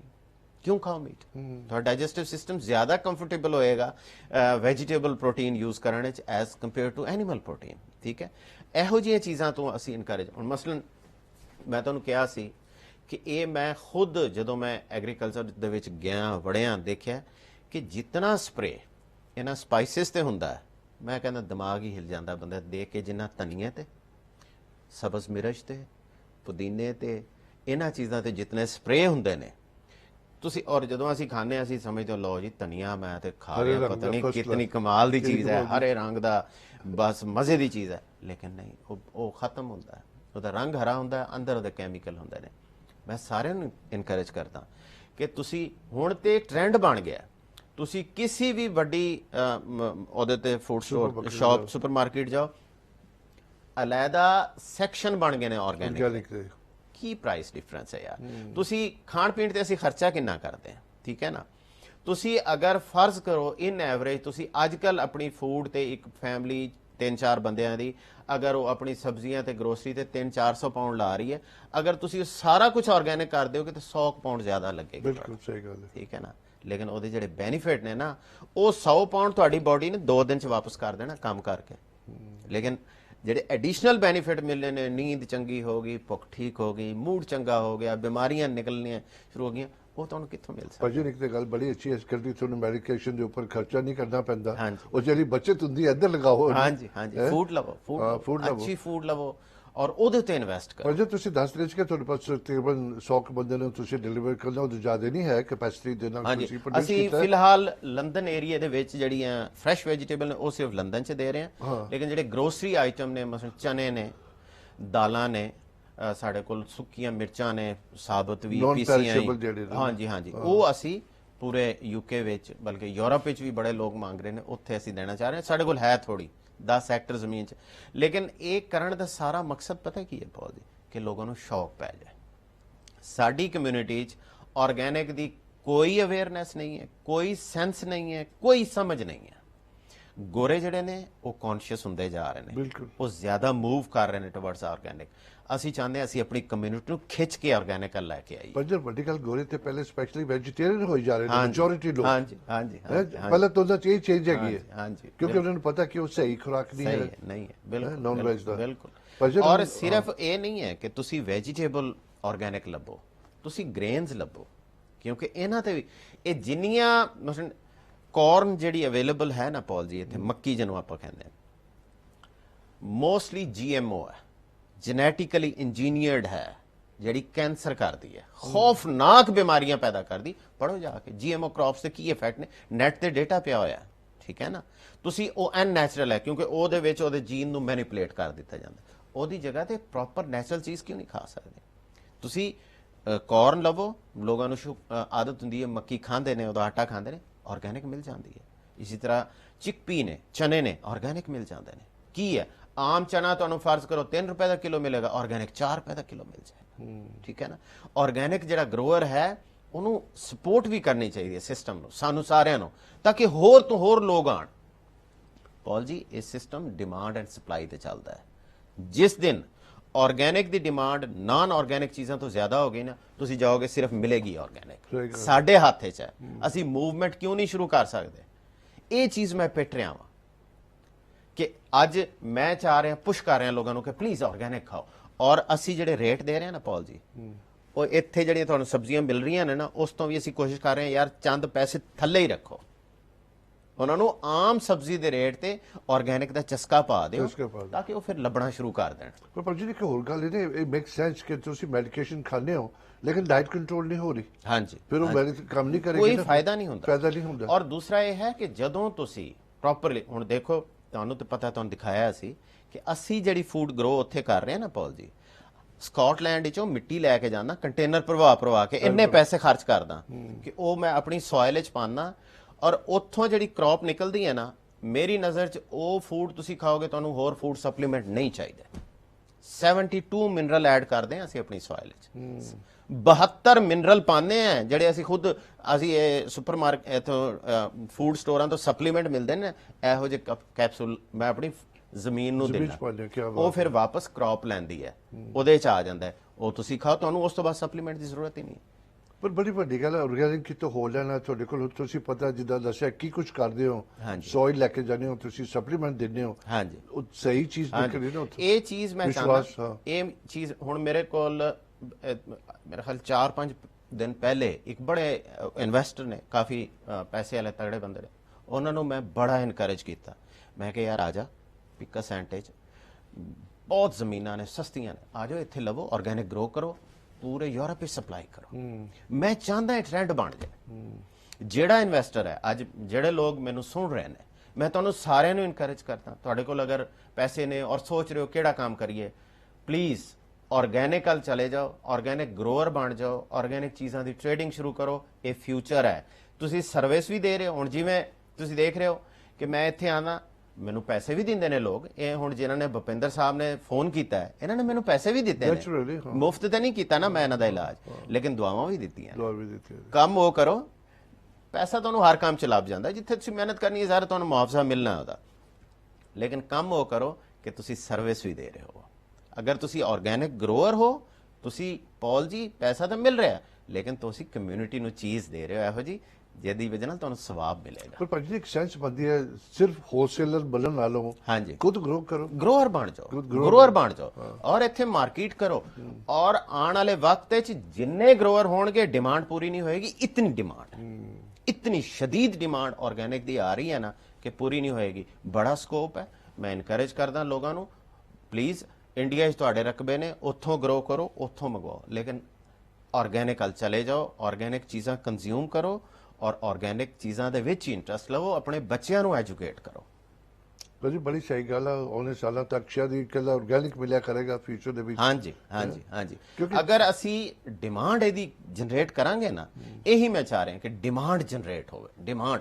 ਜਦੋਂ ਡਿਮਾਂਡ ਜਨਰੇਟ ਹੋਏਗੀ ਸੁਪਰ ਮਾਰਕੀਟਾਂ ਨੇ ਕਿਉਂਕਿ ਸਾਡੇ ਅਸੀਂ ਉਹਨਾਂ ਦੇ ਗਾਹਕ ਆ ਨਾ ਉਹਨਾਂ ਨੇ ਖੁਦ ਬਖੁਦ ਹੀ ਮੋਸਟਲੀ ਚੀਜ਼ਾਂ ਰਿਪਲੇਸ ਕਰਕੇ ਆਰਗੈਨਿਕ ਕਰ ਦੇਣੀਆਂ ਇੱਕ ਗੱਲ ਮੈਂ ਕਹਾਂਗਾ ਬੜੀ ਯਾਰ ਜ਼ਬਰਦਸਤ ਗੱਲ ਹੁੰਦੀ ਹੈ ਤੇ ਉਹ ਕਹਿੰਦੇ ਨੇ ਕਿ ਭਾਜੀ ਅਸੀਂ ਦੂਜਾ ਖਾ ਲਈਏ ਜਾਂ ਆਰਗੈਨਿਕ ਖਾ ਲਈਏ ਟੇਸਟ ਫਰਕ ਨਹੀਂ ਲੱਗਦਾ ਬਹੁਤ ਜ਼ਿਆਦਾ ਫਰਕ ਹੈ ਫਰਕ ਹੈ ਨਾ ਉਹਦੇ ਮੈਂ ਵਿੱਚ ਕਹਿੰਦਾ ਤੁਸੀਂ ਸਾਡੀ ਵੈਜੀਟੇਬਲ ਖਾਣਾ ਹਾਂ ਉਹ ਪੌਲ ਜੀ ਤੁਹਾਨੂੰ ਉਹ ਜ਼ਾਇਕੇ ਨਹੀਂ ਲੱਭਣਗੇ ਮੇਰਾ ਚੈਲੰਜ ਹੈ ਅਗਰ ਉਹ ਟੇਸਟ ਤੁਹਾਨੂੰ ਪਿੰਡੀ ਦਾ ਕਰੇਲੇ ਦਾ ਤੋਰੀ ਦਾ ਕੱਦੂ ਦਾ ਡਿਫਰੈਂਟ ਨਾ ਲੱਗੇ ਹਾਂ ਅਗਰ ਡਿਫਰੈਂਟ ਨਾ ਲੱਗੇ ਤੁਸੀਂ ਲਾਈਵ ਕਾਲ ਕਰਨਾ ਇੱਥੇ ਕਿਆ ਤੁਹਾਨੂੰ ਉਹ ਟੇਸਟ ਮਿਲਣਗੇ ਔਰ ਲੱਭ ਵੀ ਉਹ ਚਨਿਆਂ ਦਾ ਜਿਹੜੇ ਅਸੀਂ ਮੱਕੀ ਲਗਾਈ ਹੈ ਇਹ ਟੇਸਟੀ ਜਦੋਂ ਤੁਹਾਡੇ ਪੌਦੇ ਨੂੰ ਉਹਦੀ ਰਿਕੁਆਇਰਮੈਂਟ ਪੂਰੀ ਮਿਲੇਗੀ ਉਹਨੇ ਉਸੇ ਤਰ੍ਹਾਂ ਹੀ ਬਣਨਾ ਹੈ ਜਿਸ ਤਰ੍ਹਾਂ ਰੱਬ ਨੇ ਉਹਨੂੰ ਕਿਹਾ ਬਣਨ ਨੂੰ ਉਹ ਖੁਸ਼ਬੂ ਵੀ ਦੇਗਾ ਉਹ ਪੂਰੇ ਉਹਦੇ ਚ ਵਿਟਾਮਿਨ ਵੀ ਹੋਣਗੇ ਉਹਦੇ ਚ ਪੂਰੀ ਰਿਕੁਆਇਰਡ એનર્ਜੀ ਵੀ ਹੋਏਗੀ ਤੁਸੀਂ ਲਓਗੇ ਤੁਹਾਡੀ ਬਾਡੀ ਖੁਸ਼ ਹੋ ਜਾਏਗੀ ਪਰ ਉਹਦੇ ਬੈਨੀਫਿਟ ਫਿਰ ਹੈ ਨਾ ਜਦੋਂ ਬੋਡੀ ਨੂੰ ਤੁਸੀਂ ਦੇ ਰਹੇ ਹੋ ਆਰਗੈਨਿਕ ਸਵਾਲ ਟੇਸਟ ਤੇ ਹੈ ਹੀ ਹੈ ਲੇਕਿਨ ਨਾਲ ਹੀ ਬਹੁਤ ਸਾਰੇ ਮਲਟੀ ਵਾਈਟਮ ਉਹ ਤੁਸੀਂ ਸਪਲੀਮੈਂਟ ਲੈ ਰਹੇ ਹੋ ਹੁਣ ਬੱਚਿਆਂ ਨੂੰ ਅਸੀਂ ਕੈਪਸੂਲ ਨਹੀਂ ਖਿਲਾ ਸਕਦੇ ਬੱਚਿਆਂ ਨੂੰ ਆਰਗੈਨਿਕ ਫੂਡ ਦਿਓ ਤੁਸੀਂ ਉਹਨੂੰ ਕੈਪਸੂਲ ਦੇ ਰਹੇ ਹੋ ਕਿਸੇ ਏਜ ਦਾ ਵੀ ਬੱਚਾ ਹੋਵੇ ਕਿਸੇ ਏਜ ਦਾ ਹੈਂ, ਫੂਡ ਤੁਸੀਂ ਦੇਣੀ ਹੈ supplement ਨਹੀਂ ਦੇ ਸਕਦੇ ਹੋ, ਬੜੀ ਸਹੀ ਗੱਲ ਹੈ, ਫੂਡ ਬਹੁਤ ਸਹੀ ਗੱਲ ਹੈ। ਤੁਸੀਂ ਫੂਡ ਦੇ ਰਹੇ ਹੋ ਉਹਨਾਂ ਨੂੰ ਫੂਡ ਦੇ ਵਿੱਚ ਹੀ ਤੁਸੀਂ ਉਹਨਾਂ ਨੂੰ ਵਿਟਾਮਿਨ ਵੀ ਦੇ ਰਹੇ ਹੋ ਕੀ ਹੈ ਅਗਰ ਤੁਸੀਂ ਆਪਣੇ ਨਾਲ ਵਾਲੀ ਦੁਕਾਨ ਤੋਂ ਲੈ ਕੇ ਆਏ ਕੱਦੂ ਤੁਹਾਨੂੰ 4 ਰੁਪਏ ਕਿਲੋ ਮਿਲਿਆ ਔਰ ਆਰਗੈਨਿਕ ਤੁਹਾਨੂੰ 5 ਰੁਪਏ ਕਿਲੋ ਮਿਲ ਗਿਆ ਤੇ ਕੀ ਹੋਇਆ ਕੀ ਫਰਕ ਪੈ ਗਿਆ ਸਹੀ ਕੋਈ ਰੁਪਏ ਤੇ ਤੁਸੀਂ ਸਪਲੀਮੈਂਟ ਦੇ ਦਿੱਤੇ ਉਹਨੂੰ ਉਹ ਦੂਜਾ ਖਾ ਕੇ ਬਿਮਾਰ ਹੋਣਗੇ ਇਹਦੇ ਨਾਲ ਬਿਮਾਰੀ ਨਹੀਂ ਹੋਏਗੀ ਇਹ ਡਿਫਰੈਂਸ ਹੈ ਅਸੀਂ- ਇਹ ਸੋਚਣ ਇਹ ਚੀਜ਼ ਅਸੀਂ ਚਾਹੁੰਦੇ ਹਾਂ ਕਿ ਆਪਣੀ ਕਮਿਊਨਿਟੀ ਨੂੰ ਐਜੂਕੇਟ ਕਰੀਏ ਕਿ ਆਰਗੈਨਿਕ ਵੱਲ ਚਲੇ ਜਾਓ ਨੈਚੁਰਲ ਵੱਲ ਚਲੇ ਜਾਓ ਹੁਣ ਇਹਨਾਂ ਚੀਜ਼ਾਂ ਦੇ ਬਾਰੇ ਚ ਸੋਚਣਾ ਸ਼ੁਰੂ ਕਰੋ ਹੁਣ ਟਾਈਮ ਘੱਟ ਰਹਿ ਗਿਆ ਵਰਨਾ ਡਿਮੈਂਸ਼ੀਆ ਹੋ ਗਿਆ ਅਲਜ਼ਾਈਮਰ ਹੋ ਗਿਆ ਹੋਰ ਬ੍ਰੇਨ ਡਿਸਆਰਡਰ ਹੋ ਗਏ ਇਹਨਾਂ ਨੂੰ ਅਗਰ ਅਸੀਂ ਅੱਜ ਨਹੀਂ ਰੋਕਾਂਗੇ through proper food proper sleep lifestyle changes ਅਸੀਂ ਫਸ ਜਾਵਾਂਗੇ ਇਸ ਸਿਸਟਮ ਕੋਲ ਤੁਹਾਡੀ ਇਹਨਾਂ ਬਿਮਾਰੀਆਂ ਦਾ ਇਲਾਜ ਨਹੀਂ ਹੈ ਪਲੀਜ਼ ਇਹ ਜ਼ਿਹਨ 'ਚ ਰੱਖ ਲਓ ਉਹ ਕਹਿੰਦੇ ਨੇ ਤੁਸੀਂ ਅਗਰ ਜਾਓਗੇ ਨਾ ਉਹ ਕਹਿਣਗੇ ਡਿਮੈਂਸ਼ੀਆ ਦਾ ਇਲਾਜ ਨਹੀਂ ਹੈ ਹਾਰਟ ਅਟੈਕ ਦਾ ਇਲਾਜ ਨਹੀਂ ਹੈ ਸ਼ੂਗਰ ਦਾ ਇਲਾਜ ਨਹੀਂ ਹੈ ਕੈਂਸਰ ਦਾ ਇਲਾਜ ਨਹੀਂ ਹੈ ਠੀਕ ਹੈ ਜੀ ਅਸੀਂ ਟ੍ਰੀਟਮੈਂਟ ਕਰਾਂਗੇ ਯਾਨੀ ਟਾਈਮ ਨੂੰ ਗੋਲੀਆਂ ਤੇ ਡਿਲੇ ਕਰ ਦਿੰਦੇ ਡਿਲੇ ਕਰ ਦਿਆਂਗੇ ਉਹਨੂੰ ਠੀਕ ਹੈ ਇਲਾਜ ਇੱਥੇ ਹੈ ਇਹਦੇ ਕੋਲ ਇਲਾਜ ਹੈ ਇਹ ਜਿਹੜੀ ਰੱਬ ਨੇ ਤੁਹਾਨੂੰ ਮਸ਼ੀਨ ਦਿੱਤੀ ਹੈ ਨਾ ਇਹ ਪਰਫੈਕਟ ਹੈ ਇਹਨੂੰ ਤੁਸੀਂ ਪ੍ਰੋਪਰ ਫੂਡ ਦੇਈ ਜਾਓ ਇਹਦੀ ਜ਼ਰੂਰਤ ਪੂਰੀ ਕਰੀ ਜਾਓ ਤੁਹਾਡੀ ਪ੍ਰੋਪਰ ਬਾਉਲ ਮੂਵਮੈਂਟ ਹੋਏ ਔਰ ਤੁਹਾਨੂੰ ਇਹ ਵੀ ਦੱਸਦੇ ਹਾਂ ਉਹ ਲੋਕ ਜਿਨ੍ਹਾਂ ਨੂੰ ਬੜਾ ਕਾਂਸਟੀਪੇਸ਼ਨ ਦਾ ਪ੍ਰੋਬਲਮ ਰਹਿੰਦਾ ਹੈ ਤੁਸੀਂ ਆਰਗੈਨਿਕ ਫੂਡ ਤੇ ਚਲੇ ਜਾਓ ਤੁਸੀਂ ਹੈਰਾਨ ਹੋ ਜਾਓਗੇ ਤੁਹਾਡੀ ਇਤਨੀ ਪ੍ਰੋਪਰ ਬਾਉਲ ਮੂਵਮੈਂਟ ਹੋ ਜਾਏਗੀ ਤੁਸੀਂ ਉਹ ਐਕਸਪੀਰੀਅੰਸ ਹੀ ਨਹੀਂ ਕੀਤੀ ਹੋਏਗੀ ਕੋਈ ਗੋਲੀ ਖੋਲੀ ਖਾ ਦੇ ਲੋੜ ਜ਼ਰੂਰਤ ਹੀ ਨਹੀਂ ਹੈ ਕਿਉਂਕਿ ਜਦੋਂ ਨੈਚੁਰਲ ਆਰਗੈਨਿਕ ਪਿਓਰ ਫੂਡ ਜਾਏਗੀ ਨਾ ਤੁਹਾਡੀ ਬਾਡੀ 'ਚ ਉਹਨੇ ਤੁਹਾਡੇ ਇੰਟੈਸਟਾਈਨ ਦੇ ਸਿਸਟਮ ਨੂੰ ਰੀਜਨਰੇਟ ਕਰ ਦੇਣਾ ਇਹ ਹੈ ਮਜ਼ਾ। I really hope ਕਿ ਜਦੋਂ ਤੁਸੀਂ ਕਾਲ ਚੱਲਣ ਡਾਕਟਰ ਦਾ ਪ੍ਰੋਗਰਾਮ ਦੇਖਦੇ ਹੋ, ਹੋਰ ਵੀ ਬੜੇ ਇਸ ਤਰ੍ਹਾਂ ਦੇ ਪ੍ਰੋਗਰਾਮ ਆਉਂਦੇ ਕਾਲ ਚੱਲਣ ਤੇ ਹਮੇਸ਼ਾ ਅਸੀਂ ਐਜੂਕੇਸ਼ਨਲ ਇਨਫੋਰਮੇਟਿਵ ਪ੍ਰੋਗਰਾਮ ਕਰਨੇ ਆ ਤਾਂ ਕਿ ਤੁਹਾਡਾ ਕਿਸੇ ਨਾ ਕਿਸੇ ਤਰ੍ਹਾਂ ਦਾ ਫਾਇਦਾ ਹੋ ਸਕੇ। ਜਿੱਦਾਂ ਡਾਕਟਰ ਸਾਹਿਬ ਕਹਿੰਦੇ ਆ ਟਾਈਮ ਬਹੁਤ ਸ਼ੋਰਟ ਹੈ, ਪਰ ਜਿੰਨੀ ਛੇਤੀ ਕਰੋਗੇ ਉਨਾ ਫਾਇਦਾ ਹੋਦਾ। ਬਿਲਕੁਲ ਬਿਲकुल। ਡਾਕਟਰ ਇੱਕ ਮੇਰੇ ਜ਼ਿਹਨ 'ਚ ਗੱਲ ਆ ਰਹੀ ਹੈ, ਬੜੀ ਇੰਟਰਸਟਿੰਗ ਹੈ, ਇਹ ਕੋਈ ਬੁਰਾ ਨਾ ਮੰਨਿਓ। ਮੇਰੇ ਕੋਈ ਖਾਸ ਫਰੈਂਡ ਹੈਗੇ ਨੇ, ਪਾਕਿਸਤਾਨ ਗਏ, ਉਹਨਾਂ ਦੇ ਵਾਲਦਾ 100 ਸਾਲ ਦਾ ਉਹਨਾਂ ਦੇ ਬਰਥਡੇ ਸੀਗਾ ਤੇ ਬੜੀ ਧੂਮਧਾਮ, ਕਾਫੀ ਉਹਦੇ ਪੁੱਤਰ ਬਾਹਰ ਰਹਿੰਦੇ ਨੇ, ਸਾਰੇ ਫੈਮਿਲੀ ਰਹਿੰਦੀਆਂ ਨੇ ਅਮਰੀਕਾ, ਕੈਨੇਡਾ, UK ਦੇ ਵਿੱਚ ਤੇ ਆਸਟ੍ਰੇਲੀਆ ਵਿੱਚ। ਉਹ ਸਾਰੇ ਉੱਥੇ ਇਕੱਠੇ ਉਹਦੀ 120 ਸਾਲਗਿਰਾ ਤੇ, ਲੇਕਿਨ ਉਸ ਇਨਸਾਨ ਨੂੰ ਨਹੀਂ ਪਤਾ ਕਿ ਮੇਰੀ ਫੈਮਿਲੀ ਆਈ ਤਾਂ ਫਾਇਦਾ ਕੀ ਹੈ। ਨਹੀਂ, ਪਰ ਇੱਕ ਗੱਲ ਹੈ, ਦੂਸਰੀ ਗੱਲ ਜਿਹੜੀ ਸ਼ਾਇਦ ਕਿਸੇ ਨੂੰ ਅੱਛੀ ਨਾ ਲੱਗੇ, ਜਿੱਦੀ ਤੇ ਫੈਮਿਲੀ ਹੈਗੀ ਆ, ਬੜੀ ਦੁੱਖ ਵਾਲੀ ਗੱਲ ਹੈ। ਮੈਨੂੰ ਬੜਾ ਫੀਲ ਹੋਇਆ ਕਿ ਕਿੱਥੋਂ ਕਿੱਥੋਂ ਦੁਨੀਆ ਆਪਣੇ ਬੱਚੇ ਪੈਸਾ ਖਰਚ ਕਰਕੇ ਗਏ ਨੇ ਤਾਂ ਕਿ ਉਹਦਾ 100 ਸਾਲ ਦੇ ਉਹਦੇ ਬਰਥਡੇ ਉਹਨੂੰ ਅੱਛਾ ਟਾਈਮ, ਲੇਕਿਨ ਉਹਨੂੰ ਸਾਨੂੰ ਪਤਾ ਉਹ ਤੇ ਨਹੀਂ ਇੰਜੋਏ ਕਰ ਸਕੇ ਉਹ ਨਾ, ਨਹੀਂ ਇੰਜੋਏ ਕਰ ਸਕੇ, ਉਹ ਤੇ ਉਹਨੂੰ ਪਤਾ ਵੈਜੀਟੇਬਲ ਨਹੀਂ ਦੀ ਕੀ ਹੋ ਤਰ੍ਹਾਂ। ਰਿਹਾ। ਹਾਂਜੀ, ਉਹਨੂੰ ਤੇ ਪਤਾ ਨਹੀਂ, ਇਹ ਚੀਜ਼ ਨੂੰ ਬਚਾਉਣਾ ਹੈ। ਉਹ ਆਪਣੇ ਬੱਚਿਆਂ ਨੂੰ ਰੈਕਗਨਾਈਜ਼ ਨਹੀਂ ਕਰ ਪਾਇਆ ਕਿ ਮੇਰੇ ਬੱਚੇ ਦੂਰੋਂ ਦੂਰ ਆਏ ਨੇ। ਇਹ ਦੇਖੋ ਨਾ, ਹੁਣ ਫਰਜ਼ ਕਰੋ ਅਸੀਂ 100 ਸਾਲ ਦੇ ਹੋਈਏ, ਰੱਬ ਸਾਨੂੰ ਇੰਨੀ ਏਜ ਦੇਵੇ, 100 ਸਾਲ ਦੇ ਹੋਈਏ ਔਰ ਸਾਡੇ ਪੋਤੇ ਪੜਪੋਤੇ ਖੇਲ ਰਹੇ ਹੋਣ ਔਰ ਸਾਨੂੰ ਪਤਾ ਹੋਏ ਸਾਡੇ ਲਈ ਪਾਰਟੀ ਹੈ, ਮੇਰਾ ਇੱਕ ਪੁੱਤਰ ਅਮਰੀਕਾ 'ਚ ਹੈ, ਕਿੰਨਾ ਮਜ਼ਾ ਆਏਗਾ। ਬਹੁਤ ਜ਼ਬਰਦਸਤ ਹੈ, ਦਿਲ ਕਰੇਗਾ ਕਿ ਇਹੋ ਜਿਹੀ ਜ਼ਿੰਦਗੀ ਤੇ 200 ਸਾਲ ਹੋਰ ਮਿਲ ਜਾਏ। ਲੇਕਿਨ ਅਗਰ ਤੁਹਾਨੂੰ ਪਤਾ ਹੀ ਨਹੀਂ ਕੀ ਹੋ ਰਿਹਾ ਤਾਂ ਕੀ ਫਾਇਦਾ ਹੈ? ਉਹ ਖੁਸ਼ੀਆਂ ਤੋਂ ਮਹਿਰੂਮ ਹੋ ਗਏ ਨਾ ਪਰ ਤੁਸੀਂ। ਭਾਜੀ ਇੱਕ ਗੱਲ ਹੈਗੀ ਹੈ, ਜਿਸ ਤਰ੍ਹਾਂ ਹੁਣ ਵੈਸਟਰਨ ਕੰਟਰੀ 'ਚ ਬੜੀ ਤਕਲੀਫ ਹੈ ਫੈਮਲੀਆਂ ਵੱਲੋਂ, ਕੋਈ ਕਨੈਕਸ਼ਨ ਨਹੀਂ ਹੈ, ਕੋਈ ਪਿਆਰ ਮੁਹੱਬਤ ਨਹੀਂ ਹੈ, ਬਜ਼ੁਰਗ ਇਕੱਲੇ ਬੈਠੇ ਨੇ, ਬੇਸ਼ੱਕ ਦੀ ਖਿੱਚ ਧੁਕੇ 100 ਸਾਲ ਦਾ ਹੋ ਗਿਆ, ਅਗਰ ਉਹ ਯਾਦਦਾਸ਼ਤ ਅਗਰ ਉਹ ਯਾਦ ਨਹੀਂ, ਅਗਰ ਯਾਦਦਾਸ਼ਤ ਖੋ ਬੈਠਾ ਹੈ, ਪਰ ਉਹਨੂੰ ਦੁੱਖ ਨਹੀਂ ਹੋਏਗਾ ਕਿ ਮੇਰਾ ਬੱਚਾ ਨਹੀਂ ਆਇਆ, ਮੇਰਾ ਬੱਚਾ ਨਹੀਂ, ਉਹਦੇ 'ਚ ਉਹਦਾ ਫਾਇਦਾ। ਮੈਂ ਸਮਝਦਾ ਕਿ ਅਸੀਂ 100 ਦੇ ਹੋਈਏ, 120 ਦੇਖੋ 120 ਸਾਲ ਤੱਕ, ਟੂ ਬੀ ਵੈਰੀ ਓਨੈਸਟ, ਜਿੱਥੇ ਅਸੀਂ ਲੋਕ ਕੰਮ ਕਰ ਰਹੇ ਹਾਂ ਉਹ ਅਚੀਵੇਬਲ ਹੈ, ਠੀਕ ਹੈ ਨਾ, ਉਹ ਅਚੀਵੇਬਲ ਹੈ। ਉਹ ਅਸੀਂ ਉਸ ਪ੍ਰੋਗਰਾਮਿੰਗ ਤੱਕ ਟੂ ਬੀ ਵੈਰੀ ਓਨੈਸਟ ਪਹੁੰਚ ਚੁੱਕੇ ਹਾਂ ਕਿ ਕਿਵੇਂ ਐਕਸਟੈਂਡ ਕਰਨਾ ਟੈਲੋਮੀਰਸ ਤੱਕ। ਹੁਣ 200 ਸਾਲ ਦੀ ਗੱਲ ਹੈ ਤੇ ਬ੍ਰੇਨ ਚੱਲੇਗਾ ਤੇ 200 ਸਾਲ ਜਾਣ ਦਾ ਮਜ਼ਾ ਹੈ ਨਾ। ਫਾਇਦਾ ਕੀ ਹੈ ਅਗਰ ਤੁਸੀਂ ਬੈਠੇ ਹੋਏ ਤੁਹਾਨੂੰ ਪਤਾ ਹੀ ਨਹੀਂ ਪਤਾ ਨਹੀਂ ਕੀ ਹੋ ਰਿਹਾ ਯਾਰ, ਜ਼ੁਲਮ ਹੈ ਵੈਸੇ ਹੁੰਦਾ ਹੈ।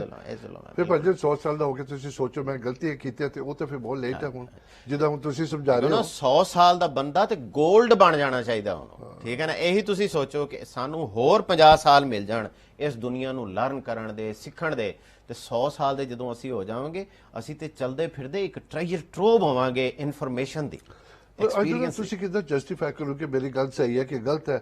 ਉਹ ਸਿਹਤ ਵੱਲੋਂ ਬਿਲਕੁਲ ਸਿਹਤਮੰਦ ਹੈ, ਇੱਕਦਮ ਕੋਈ ਬਿਮਾਰੀ ਨਹੀਂ ਹੈ, ਲੇਕਿਨ ਯਾਦਦਾਸ਼ਤ ਨਹੀਂ ਹੈ। ਜ਼ਾਹਿਰ ਬ੍ਰੇਨ ਖਤਮ ਹੋ ਗਿਆ, ਬ੍ਰੇਨ ਖਤਮ ਹੋ ਗਿਆ, ਹਰ ਚੀਜ਼ ਇੱਥੋਂ ਚੱਲਦੀ ਹੈ। ਉਹੀ ਗੱਲ ਹੈ ਕਿ ਅਗਰ ਤੁਹਾਡਾ ਬ੍ਰੇਨ ਫੰਕਸ਼ਨ ਨਹੀਂ ਕਰ ਰਿਹਾ ਤਾਂ ਲਾਈਫ ਤਾਂ ਖਤਮ ਹੋ ਗਈ ਨਾ, ਫਿਰ ਤਾਂ ਕੋਈ ਲਾਈਫ ਹੀ ਨਹੀਂ ਹੈ, ਫਿਰ ਤਾਂ ਕੁਝ ਵੀ ਨਹੀਂ ਹੈ, ਕੁਝ ਵੀ ਨਹੀਂ ਹੈ। ਤੁਸੀਂ ਹੈ ਹੀ ਨਹੀਂ ਹੋ ਆਪਣੇ ਆਪ ਵਿੱਚ, ਇੱਕ ਸਰੀਰ ਜਾਂ ਤੁਰਿਆ ਫਿਰਦਾ, ਤੁਸੀਂ ਤਾਂ ਨਹੀਂ ਹੋ ਆਪਣੇ ਆਪ ਹੀ, ਤੁਹਾਨੂੰ ਤਾਂ ਪਤਾ ਹੀ ਨਹੀਂ ਕੌਣ ਆ ਮੈਂ।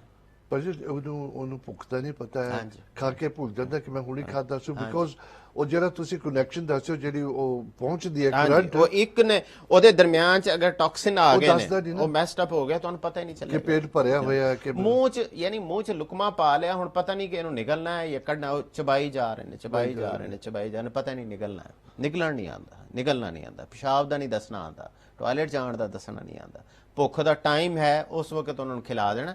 ਮੇਰੀ ਨਜ਼ਰ ਤੇ ਉਹ dead man, is a walking dead man. ਔਰ ਇਹੀ ਹੁੰਦਾ ਹੈ, ਇਸੀ ਖੌਫ ਦੀ ਵਜ੍ਹਾ ਨਾਲ ਅੱਜ ਮੈਂ ਸੋਚਿਆ ਸੀ ਕਿ ਡਾਇਮੈਂਸ਼ੀਆ ਦੇ ਉੱਤੇ, ਮੈਨੂੰ ਯਾਦ ਹੈ ਤੁਸੀਂ ਕਾਫੀ ਅਰਸੇ ਤੋਂ ਕਹੀ ਜਾ ਰਹੇ ਹੋ ਕਿ ਆਪਾਂ ਨੂੰ ਕਰਨੇ ਚਾਹੀਦੇ ਨੇ, ਔਰ ਮੈਂ ਵੀ ਇਸ ਚੀਜ਼ ਨੂੰ ਹੁਣ ਫੀਲ ਕੀਤਾ ਹੈ ਕਿ ਪ੍ਰੋਬਲਮ ਵੱਧ ਰਿਹਾ ਹੈ, ਬਹੁਤ ਬੁਰੀ ਤਰ੍ਹਾਂ ਵੱਧ ਰਿਹਾ ਹੈ।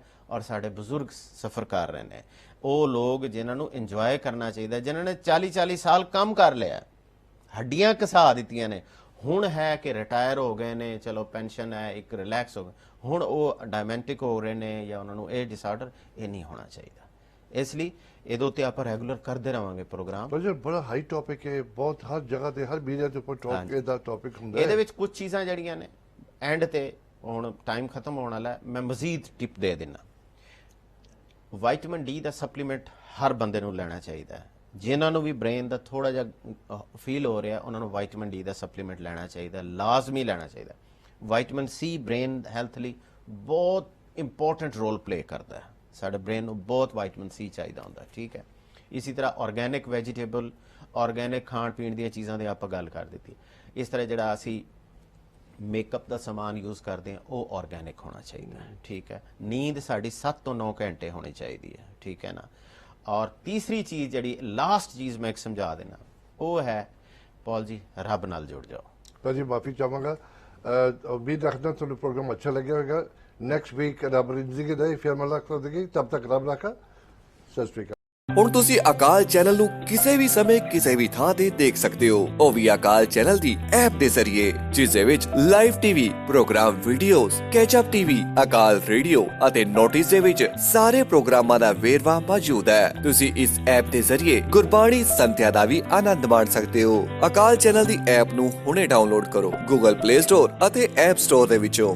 ਵਰਲਡਸ ਨੰਬਰ 1 ਸਿੱਖ ਮੀਡੀਆ ਚੈਨਲ ਅਕਾਲ ਚੈਨਲ।